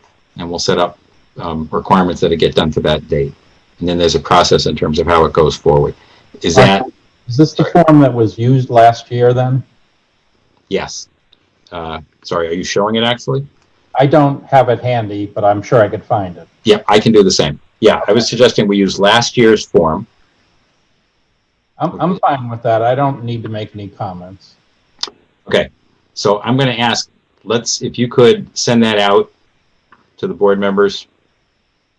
I'm just looking at the requirements. Okay, so August 15th deadline, present it in advance to the town manager and then discuss at a meeting in September. So we're supposed to discuss it in a meeting by September 30th. So the August 15th date is my suggestion for when we should have it done. Can we try for that? Let's see what happens. Let's get the forms out to everybody. Yeah, let me just do it from memory. Was there two parts? One was goals-based and one was not? Does that sound right? There was a specific list of goals and evaluation of goals, but then there was another section that was, I guess I'll call management. Yeah, I think it was more freeform. Yep. Yes. I'll go back and look. All I'm saying is I may need to edit in the goals into that document before I send it around. Yeah. So I created it. I can send it to you. Okay. Gotcha. So why don't we do that? Yes, Vanessa. Sorry, I just had a question to clarify. As part of the review process, the review is the looking back, but the looking ahead portion of setting new goals, are those going to happen simultaneously or separately? Separately, and I haven't come to that topic yet. I was breaking them into review first and then goals second. Okay, cool. Thank you. So this is just the review side. So this is based on the last fiscal year. So just ended June 30th. So Bob had shared with us several meetings ago what those goals were and his comments on them. So that's in our packets. And then our mission from there is to review him on those goals. And there is kind of a quantitative section of ratings related to expectations. And then there's more of a free-form area to make comments, specific comments. I think you need to see the form is the best way to do it. So we'll put that out and then allow some feedback from that. I'd like to target. I picked August 15th, and I just realized I don't know if I looked at the calendar or I just picked the middle of August. August 15th is a Saturday. Sure enough. How about August 17th, a Monday? Let's use that as our starting point. Great. And I think what we'll do is we send them in, Bob, to HR, to Sean. Is that correct? Correct. Okay. So maybe what we'll do is we'll enlist Sean to crack the whip on this a little bit with us. Let's try that August 17th deadline. When we get together for our retreat, we can talk and make sure if that's presenting hardship, we could move it a week. I just don't want to let it jump into September. Okay, any more questions on review? Carla. So do Karen and I just write pandemic? The review? So that's definitely a part of it, but I think both of you actually have been very active. Karen through FinCom and having a lot of interactions and then participating in meetings. Carlo having participated in a number of meetings. I think you go as comfortable as you are from your knowledge of what went on during that year. I think that's very valid. Mark? Vanessa? Thank you. Historically, new members have provided feedback from when they joined the board, in that they weren't technically supervising Bob prior to their election. So I raised that just in that would be a change for them to evaluate on a full year.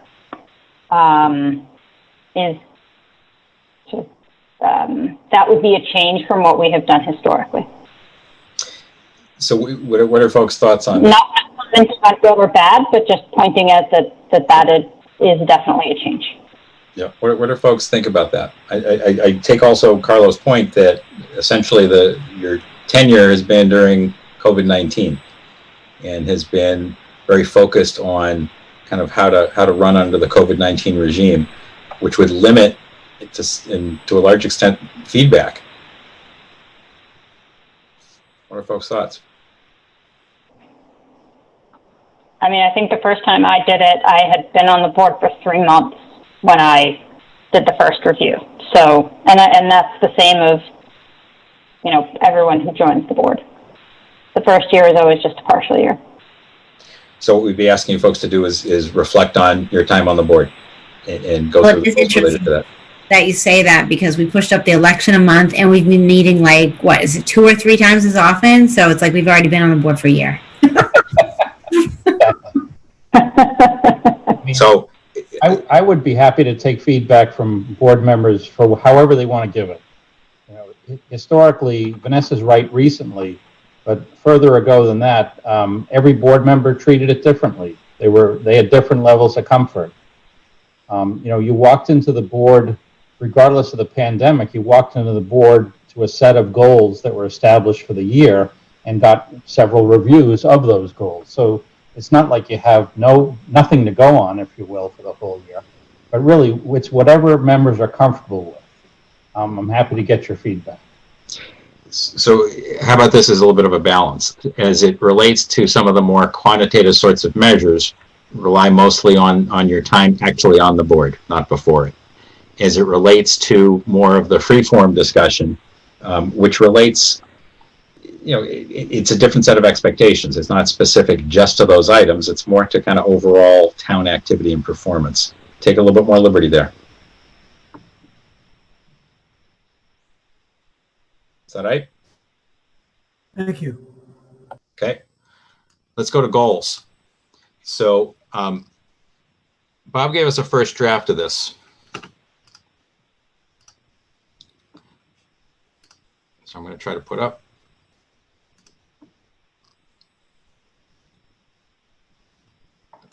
Sorry, I'm trying to get there we go.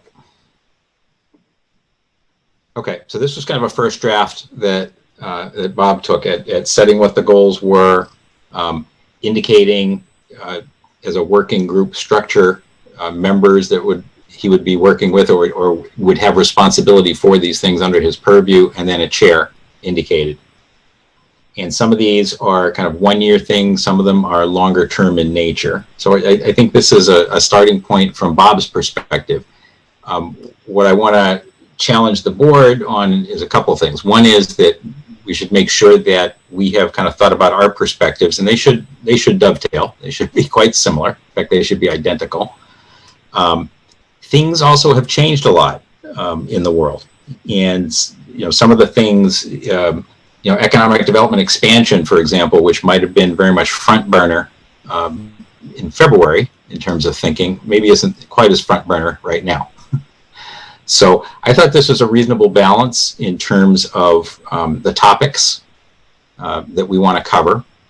I think maybe we should think about programs being stronger than building needs at the moment. So in other words, as we think about capital and buildings in particular, we definitely need to be thinking about it. But I think from my perspective, the programs that we decide to implement in fiscal 21 are probably more important than the buildings we talk about.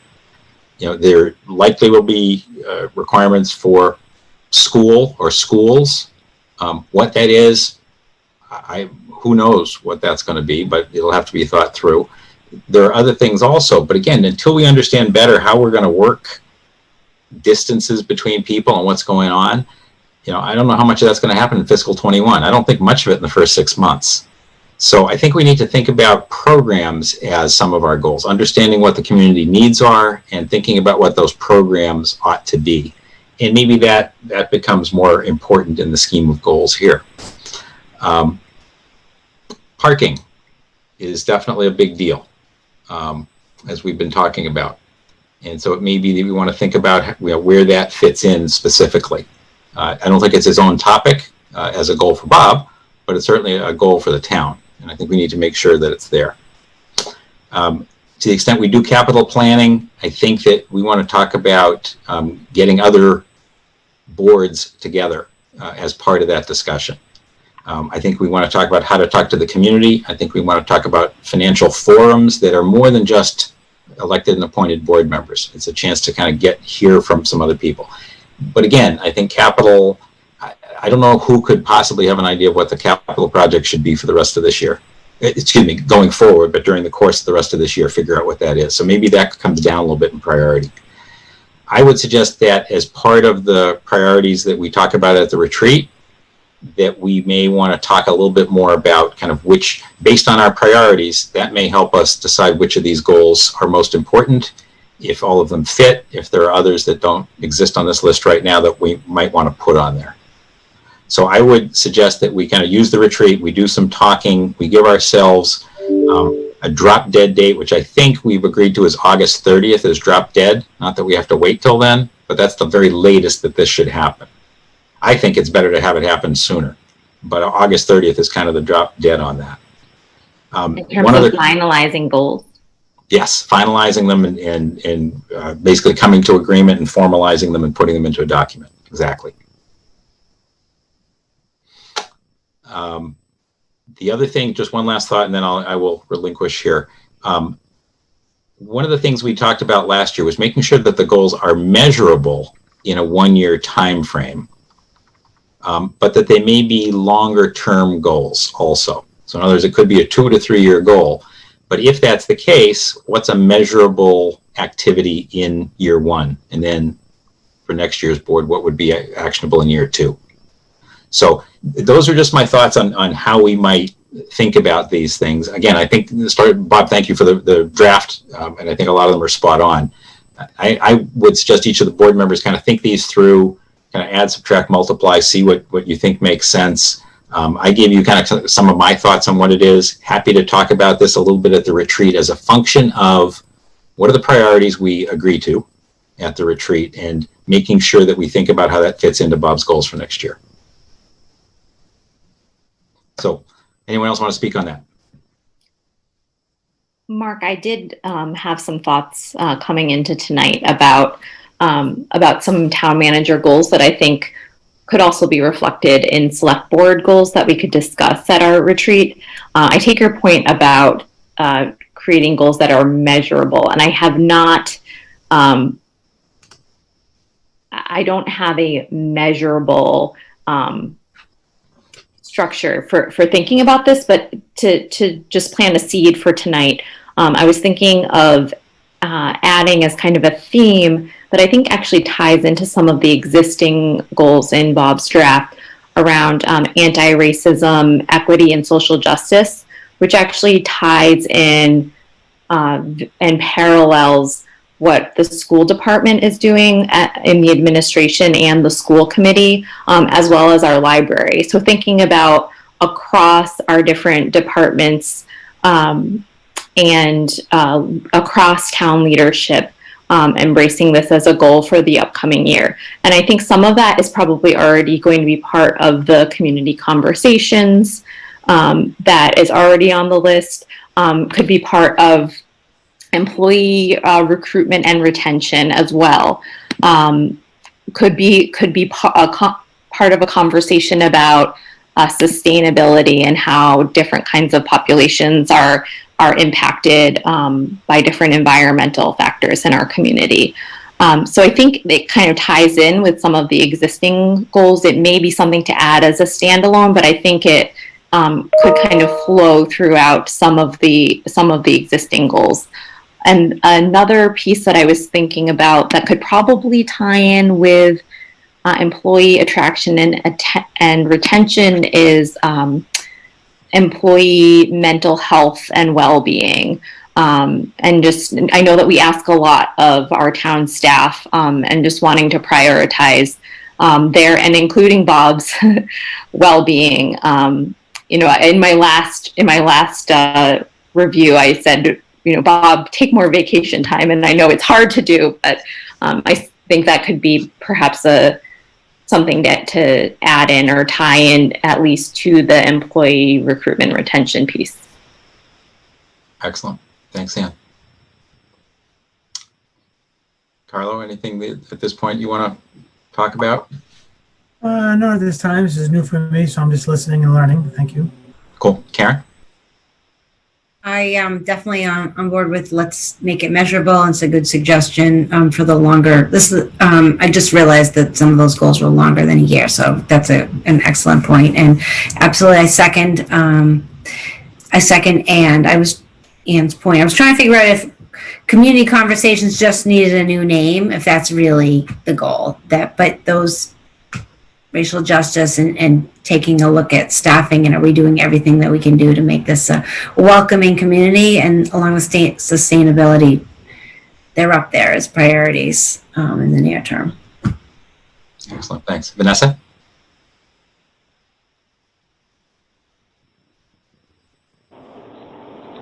Sorry, was muted. No worries. Yeah, no, I mean, I think the process you've laid out makes sense. I don't have anything to add at this time. Okay, great. Okay, so action steps. I'll get the review to Bob, and we'll ask Sean from HR to distribute, and the feedback will go back to him, by the way. So each of us individually will send it back to him, is the way that it works. Mark, I sent you what I had, so you can let me know if that looks right.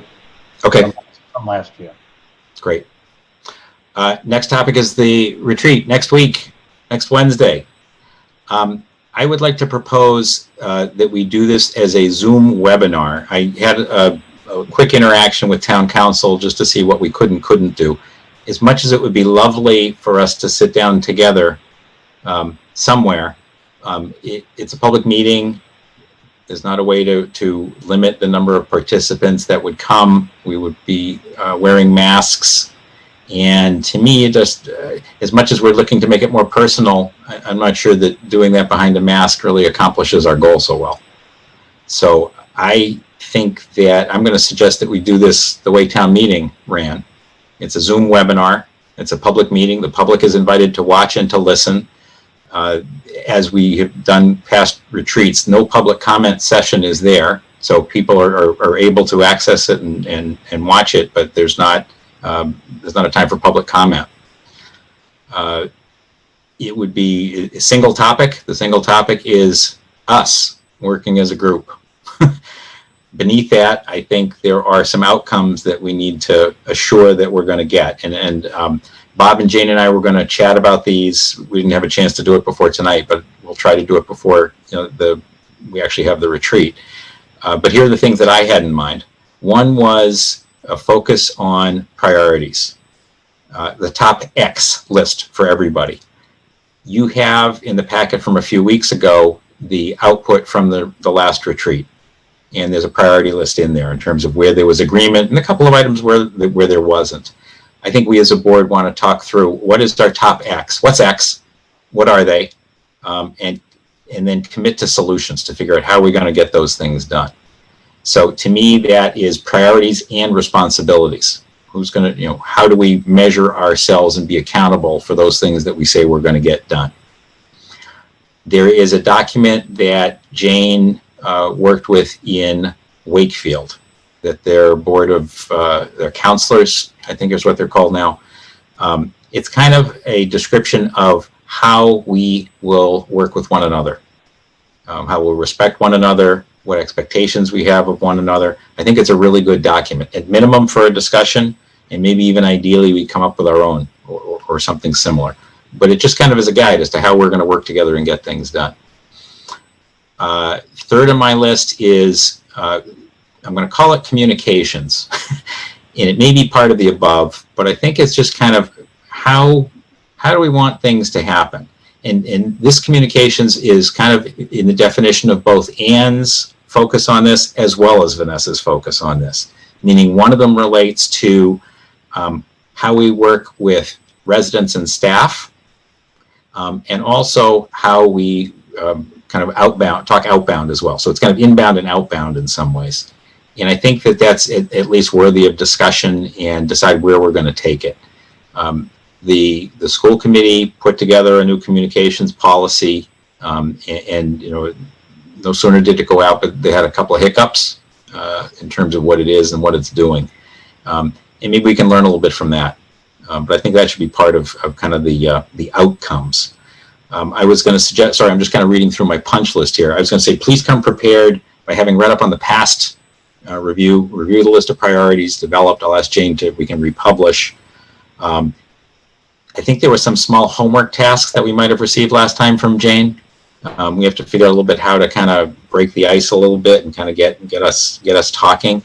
It'll be a little different format from being all together, literally sitting next to each other, and that's too bad, but I'm open to feedback. I'm not sure, I can't think of a better way to do it.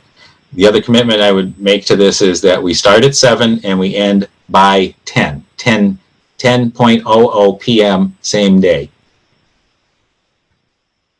So those were my thoughts. Any feedback, maybe first of all on structure? Does the webinar structure work? Does it make sense? Do people have other thoughts?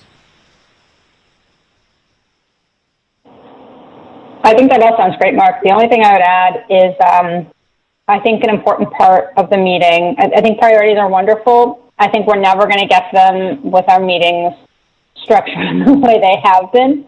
And I think it is important that a separate item be dedicated to how to streamline our meetings.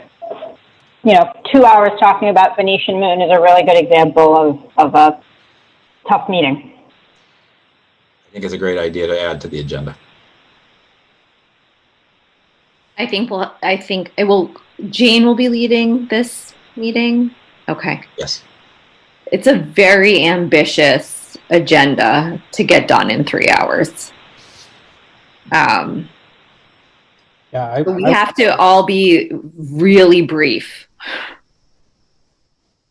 It's also especially ambitious since Mark just gave a nice outline, but none of us have really seen anything in writing and started to prepare, if you will. So it can be done any number of ways, including just come into the meeting in free format. That's nothing wrong with that. If you do that, you're going to accomplish less in volume. And it might be you accomplish the important things, so it's not bad. But Mark, I want to talk to you and Jane about, is there anything you want to do in advance? And homework again for the members, if you will. Yeah, maybe if we can meet in the next couple of days, if there's time, that would be great. Yeah, and folks too, the other thing would be, it'd be much more ideal if we only had like one meeting a month in the summer. It was the usual summer lull, and everybody was nice and calm. And, you know, we could come into this with a clean piece of paper and a clean brain. And no, we can't right now. So I think that's, you know, that's just part of the list that we're carrying with us right now. That's the bag we're carrying on our shoulders. Other thoughts, comments? Mark, Go. I was just curious, what annual is this? What is this, the 20th, the 10th, the 5th? I can only tell you from my experience, it's the second. Bob, do you have more history? Or Vanessa, you might have more history, and then Bob, much more deeper from that. You're talking about how many retreats? Right. Yes, yeah. I honestly don't remember. There must have been more than just one, but not. I remember one at Jordan's. Right. That's all. It's just the one you did recently and the one in the Jordans that are the only ones that come to mind. And the Jordans one was maybe 5 or 6 years ago that launched all the long-term economic development planning, if you will. That's all I remember offhand. So looking back to last year, where it was Mark, Ann, and Vanessa, do you feel that it was, I don't want to say fruitful or worth it, but what was it? Did it bear any fruit? Did it accomplish what you thought it would, or did it just, like Ann said, it's a very ambitious night after a select board meeting the previous night. So I'm just After an ad hoc meeting the previous night. Yeah, I would love to do it in person. Obviously, I think you can get more done. But is there a reason we can't do this in executive session where we can be more open? Yeah, it's not one of the valid reasons for an executive session. So this might be helpful for Carlo and Karen. Well, Karen may know these from FinCom, but there are 10, 12 very specific categories for which we are allowed to use executive session, and this doesn't fall into any of them. If you Google executive session Massachusetts, the list pops right up. Okay, thanks. I think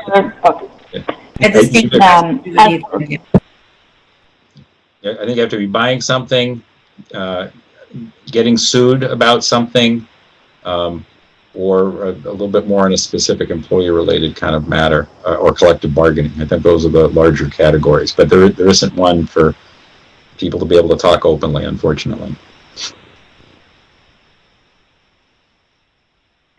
As far as whether or not it's worthwhile, I mean, I think so. Our regular meetings don't have the kind of time. I also, I have always been in the corporate world, and so a 3-hour meeting to set priorities to me seems sort of crazy. I think it should be pretty straightforward,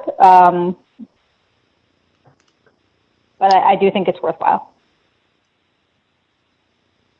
I thought the last one was great, and I just regretted we weren't able to convene soon thereafter. I think our expectation had been that we would convene again in March, and we weren't able to do that, I think, because of COVID. And we were feeling our way on that.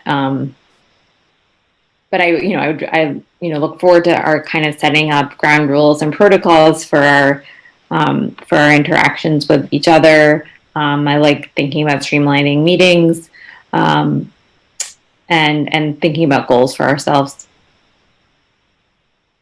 Yeah, I would echo that. I think one of the things we should think about is not that this is an annual event, but it probably should happen at least a few times over the course of the year. It would have been fantastic to do it right after the election, and to kind of bring, Carlo and Karen, your input into some of the things that we talked about. And then the goal was to kind of then set our priorities and march forward from there. COVID got in the way and changed our priorities, and we all reacted, I think, very well to the situation. But we never had a chance to really sit down and talk as a group of 5. And even as we go through our meetings, and even if we try to carve out a little bit of time for even little things like future agendas, we haven't been able to get to it. So this is hopefully a chance to only get to it. There's nothing else on the agenda. We don't allow any other activities. It's just this topic, and we make a start.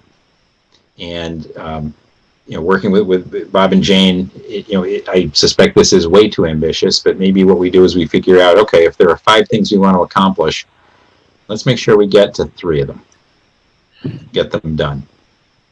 And maybe at 9:30, there's a timekeeper who says, okay, it's 9:30, stop.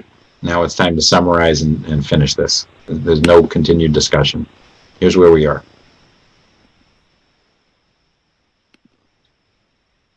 Okay, I'm sorry that it was right on top of us, but I think it's important we get together. So, okay, and Zoom webinar, we'll do it. That's fine.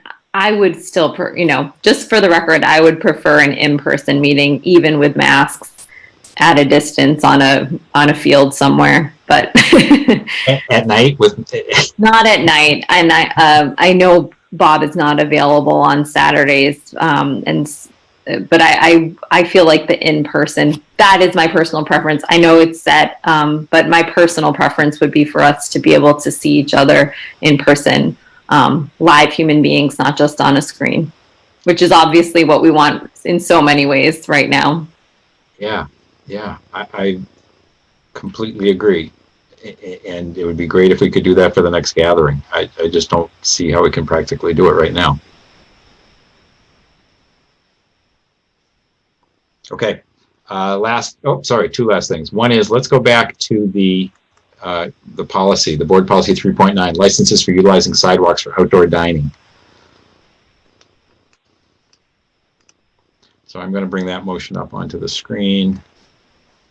Oh, someone is currently sharing. Is somebody sharing already?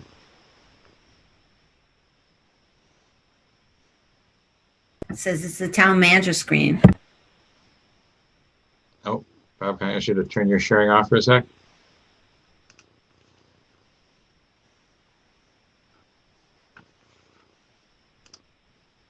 Okay.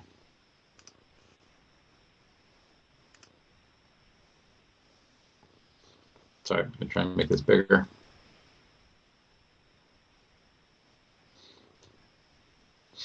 So Select Board Policy 3.9, this is kind of where we started in the process to help expedite EAT.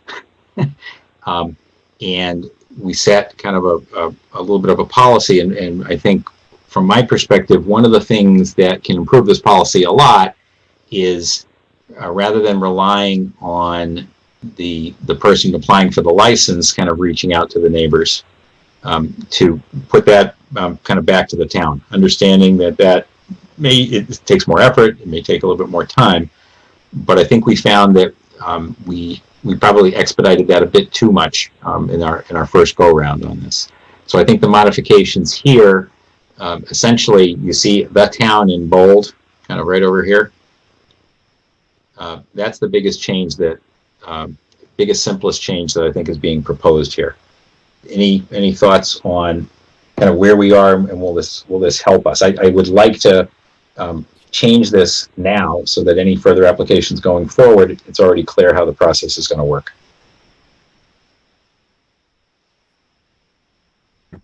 Mark, I have a question. Please, Carl. Would this apply to the amended configuration for the outdoor dining for Venetian Moon or not? So my opinion would be yes. I think a lot of it has now taken place. May have before, but definitely has now, and we're asking for a little bit more. And the exception here would be that if Lisa wants to talk to people about expanding the space beyond just her storefront, I would imagine that she would initiate that discussion first, and we probably need some way to have confidence that it's taken place. We staff and we the board. Is that what you were thinking, Carlo? Or do you have what I don't see here is like a public hearing notice, so that is waived in this amendment, correct? So I'm going to turn that back over to Aaron and Jean, but I think the whole notion of EAT was, could we find a way to expedite this, frankly, for the summer and kind of while, COVID is hot. And yes, we lost the public hearing is kind of what happened. We lost some pieces of it in order to try to get it done. And it turned out that we over expedited, or whatever the right term is here, in my opinion. So if we go back to the public hearing component, then I think the expedited part probably disappears, and you're adding, 2 weeks to post, and then what are you going to do with the feedback? So it's several weeks added. But Aaron, sorry, I probably should let you speak first. Sorry. What we did for this past go around and business discussion is we notified abutters by email, and we also notified abutters face-to-face, walking about, and then we also held a block plan review in our community meeting via Zoom. So those were the tools that we used. I don't know if all of those tools are necessary, particularly the walkabout and posting on the doors. It's a little challenging to do that during this time, but whatever you would like, you can certainly do that.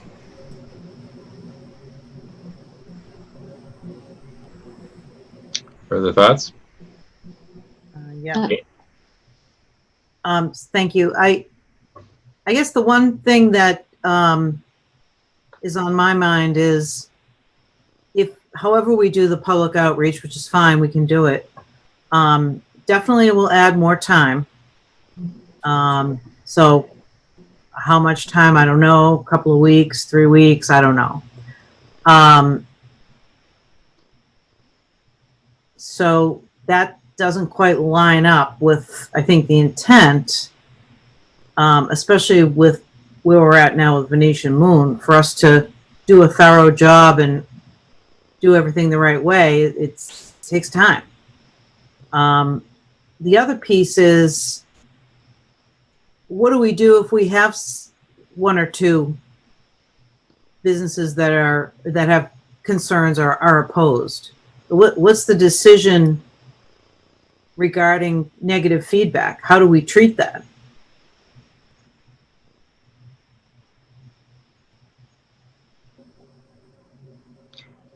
So I'll offer up a quick thought on that. I think that the ideal scenario is that a negotiation of some sort takes place to try to accommodate as many of the needs as possible, understanding you won't get all of them, and you won't get everybody in agreement, but that, taking away from A and giving a little bit to B, and finding the best solution to recommend to take forward. Again, not perfect, and then the five of us have to dig in at that point. That's my opinion. Others? Mark? Karen? No, we can't. It's very clear we cannot make everyone happy. It is very clear that every business is unique. That is all very clear.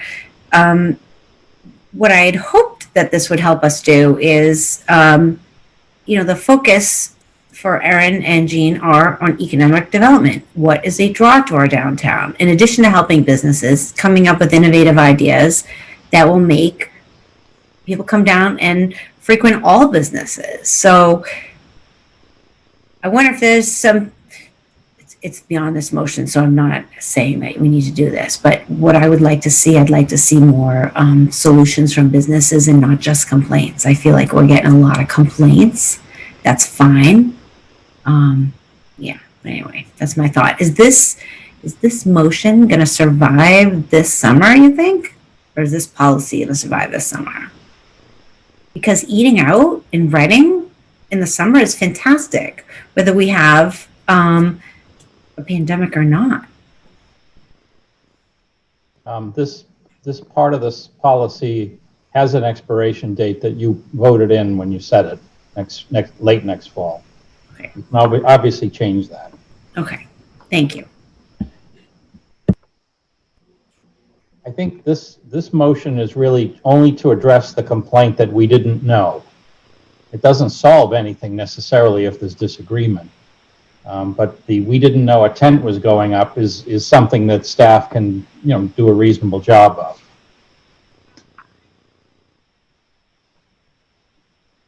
Ann? I'm ready to vote in support of it. Vanessa? I agree with Ann. I'm ready to vote. All right, let me bring it back to the screen.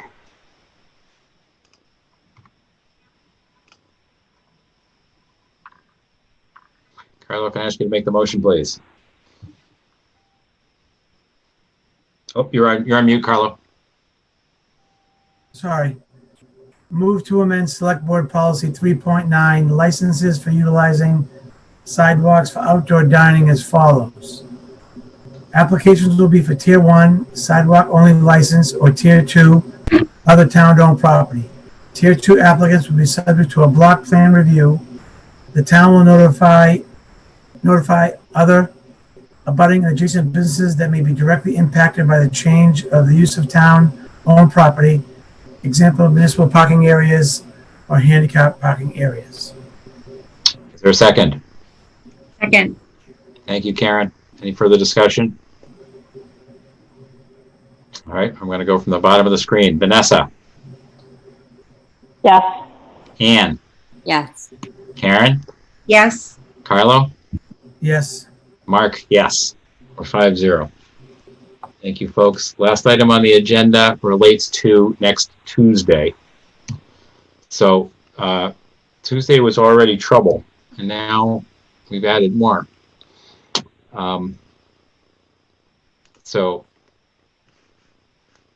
Sorry, I'm going to try and pull it up somehow. Hang on. Okay, so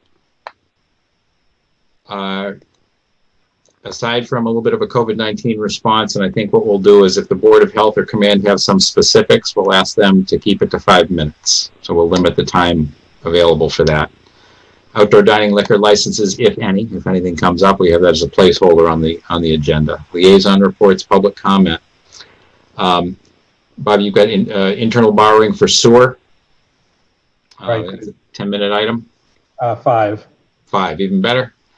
We have 2 hearings scheduled. One is to transfer a liquor license at Stop and Shop, so that's already advertised. The second is pay in class, adding the benefits position that came through town meeting. So those are both posted. As of now, do we know, are there people that are going to want to speak on either of those, Bob? Do we know at this point? I don't know. Caitlin, do you know about Stop and Shop? I believe just the applicant and his attorney were planning on being present, I think. Okay, we'll see where that is. MassDOT has agreed to give us a project update on the road diet on Route 28. Scheduled for 8:15. I think that's going to be a high interest item for a number of residents, and I would anticipate some public comment is going to be requested for that also. Then what we set up is we set up some time to provide an update on green communities, sustainability, electrification, and Reading opportunities that was going to be a joint board and RMLD activity. Some of that I think we table. I think it would be great for Julie to provide kind of the green communities update and to hear a little bit from RMLD. And I know Dave Talbot, I believe, will be able to talk a little bit about that. I think it's a good kind of precursor to things, and maybe instead of making this, I think we had 50 minutes, maybe we kind of bring it down in scope a bit and see if we can get it down to kind of a half an hour sort of activity. That would be my recommendation. Then, on top of that, we're acting on the August 3rd Venetian Moon tent motion. And the Board of Health has a person step down today from the board, an associate member. And we probably want to get a new member as soon as we possibly can. So it may make sense, and I look to the VASC members at the moment, would you be comfortable with the list of folks that you already interviewed who had applied just a month ago, not even, as kind of the group of candidates, and then make a recommendation to the board? Or do you think it needs to be a bigger process? No, I think, well, so we encourage them to please consider stepping up at a later time because we knew it was going to be high turnover. I understand the Board of Health has changed their meeting. It's one the command meeting, and it's one evening now, so that may change it for some people and make it easier. So, Carl, I think we have, what, 4 or 5 candidates? Is that enough? And just to give you an update, Jackie started reaching out to the candidates today to see if they were interested or available, and we'll get you that feedback as soon as we can. That was going to be my next question. Thank you. Meeting, the Board of Health meets 10 a.m. on Mondays and 7 p.m. on Thursdays, and it's all posted through the end of August. Great. So, Karen, Carl, you guys would be okay reviewing the candidates that had already come through? So you want us to present a recommendation for next week? Okay. Yes. Okay. That'd be great. It's really late. I don't even know what that means, but sure. Ann and Vanessa, is that okay with you folks? Yes. Sure. Awesome. Karen, it's late. Okay, so I think that's enough that we can structure an agenda. I think we're good. Anything that we missed that we have to do? I'm hoping not. Town manager evaluation, what do you want to do on that? Or goals? Goals is the retreat. Goals at the retreat, the review. I'm going to send you the form that I have. Okay. Let's update it with the current goals and then send it out through Sean to all the board members. Okay, Carlo, can I have a motion, please? Motion to adjourn. Is there a second? Second. Karen seconds. Okay, roll call vote. Carlo, Yes. Karen, Yes. Ann, Yes. Vanessa, Yes. Mark, yes. Marvelous. All right, everybody. Thank you.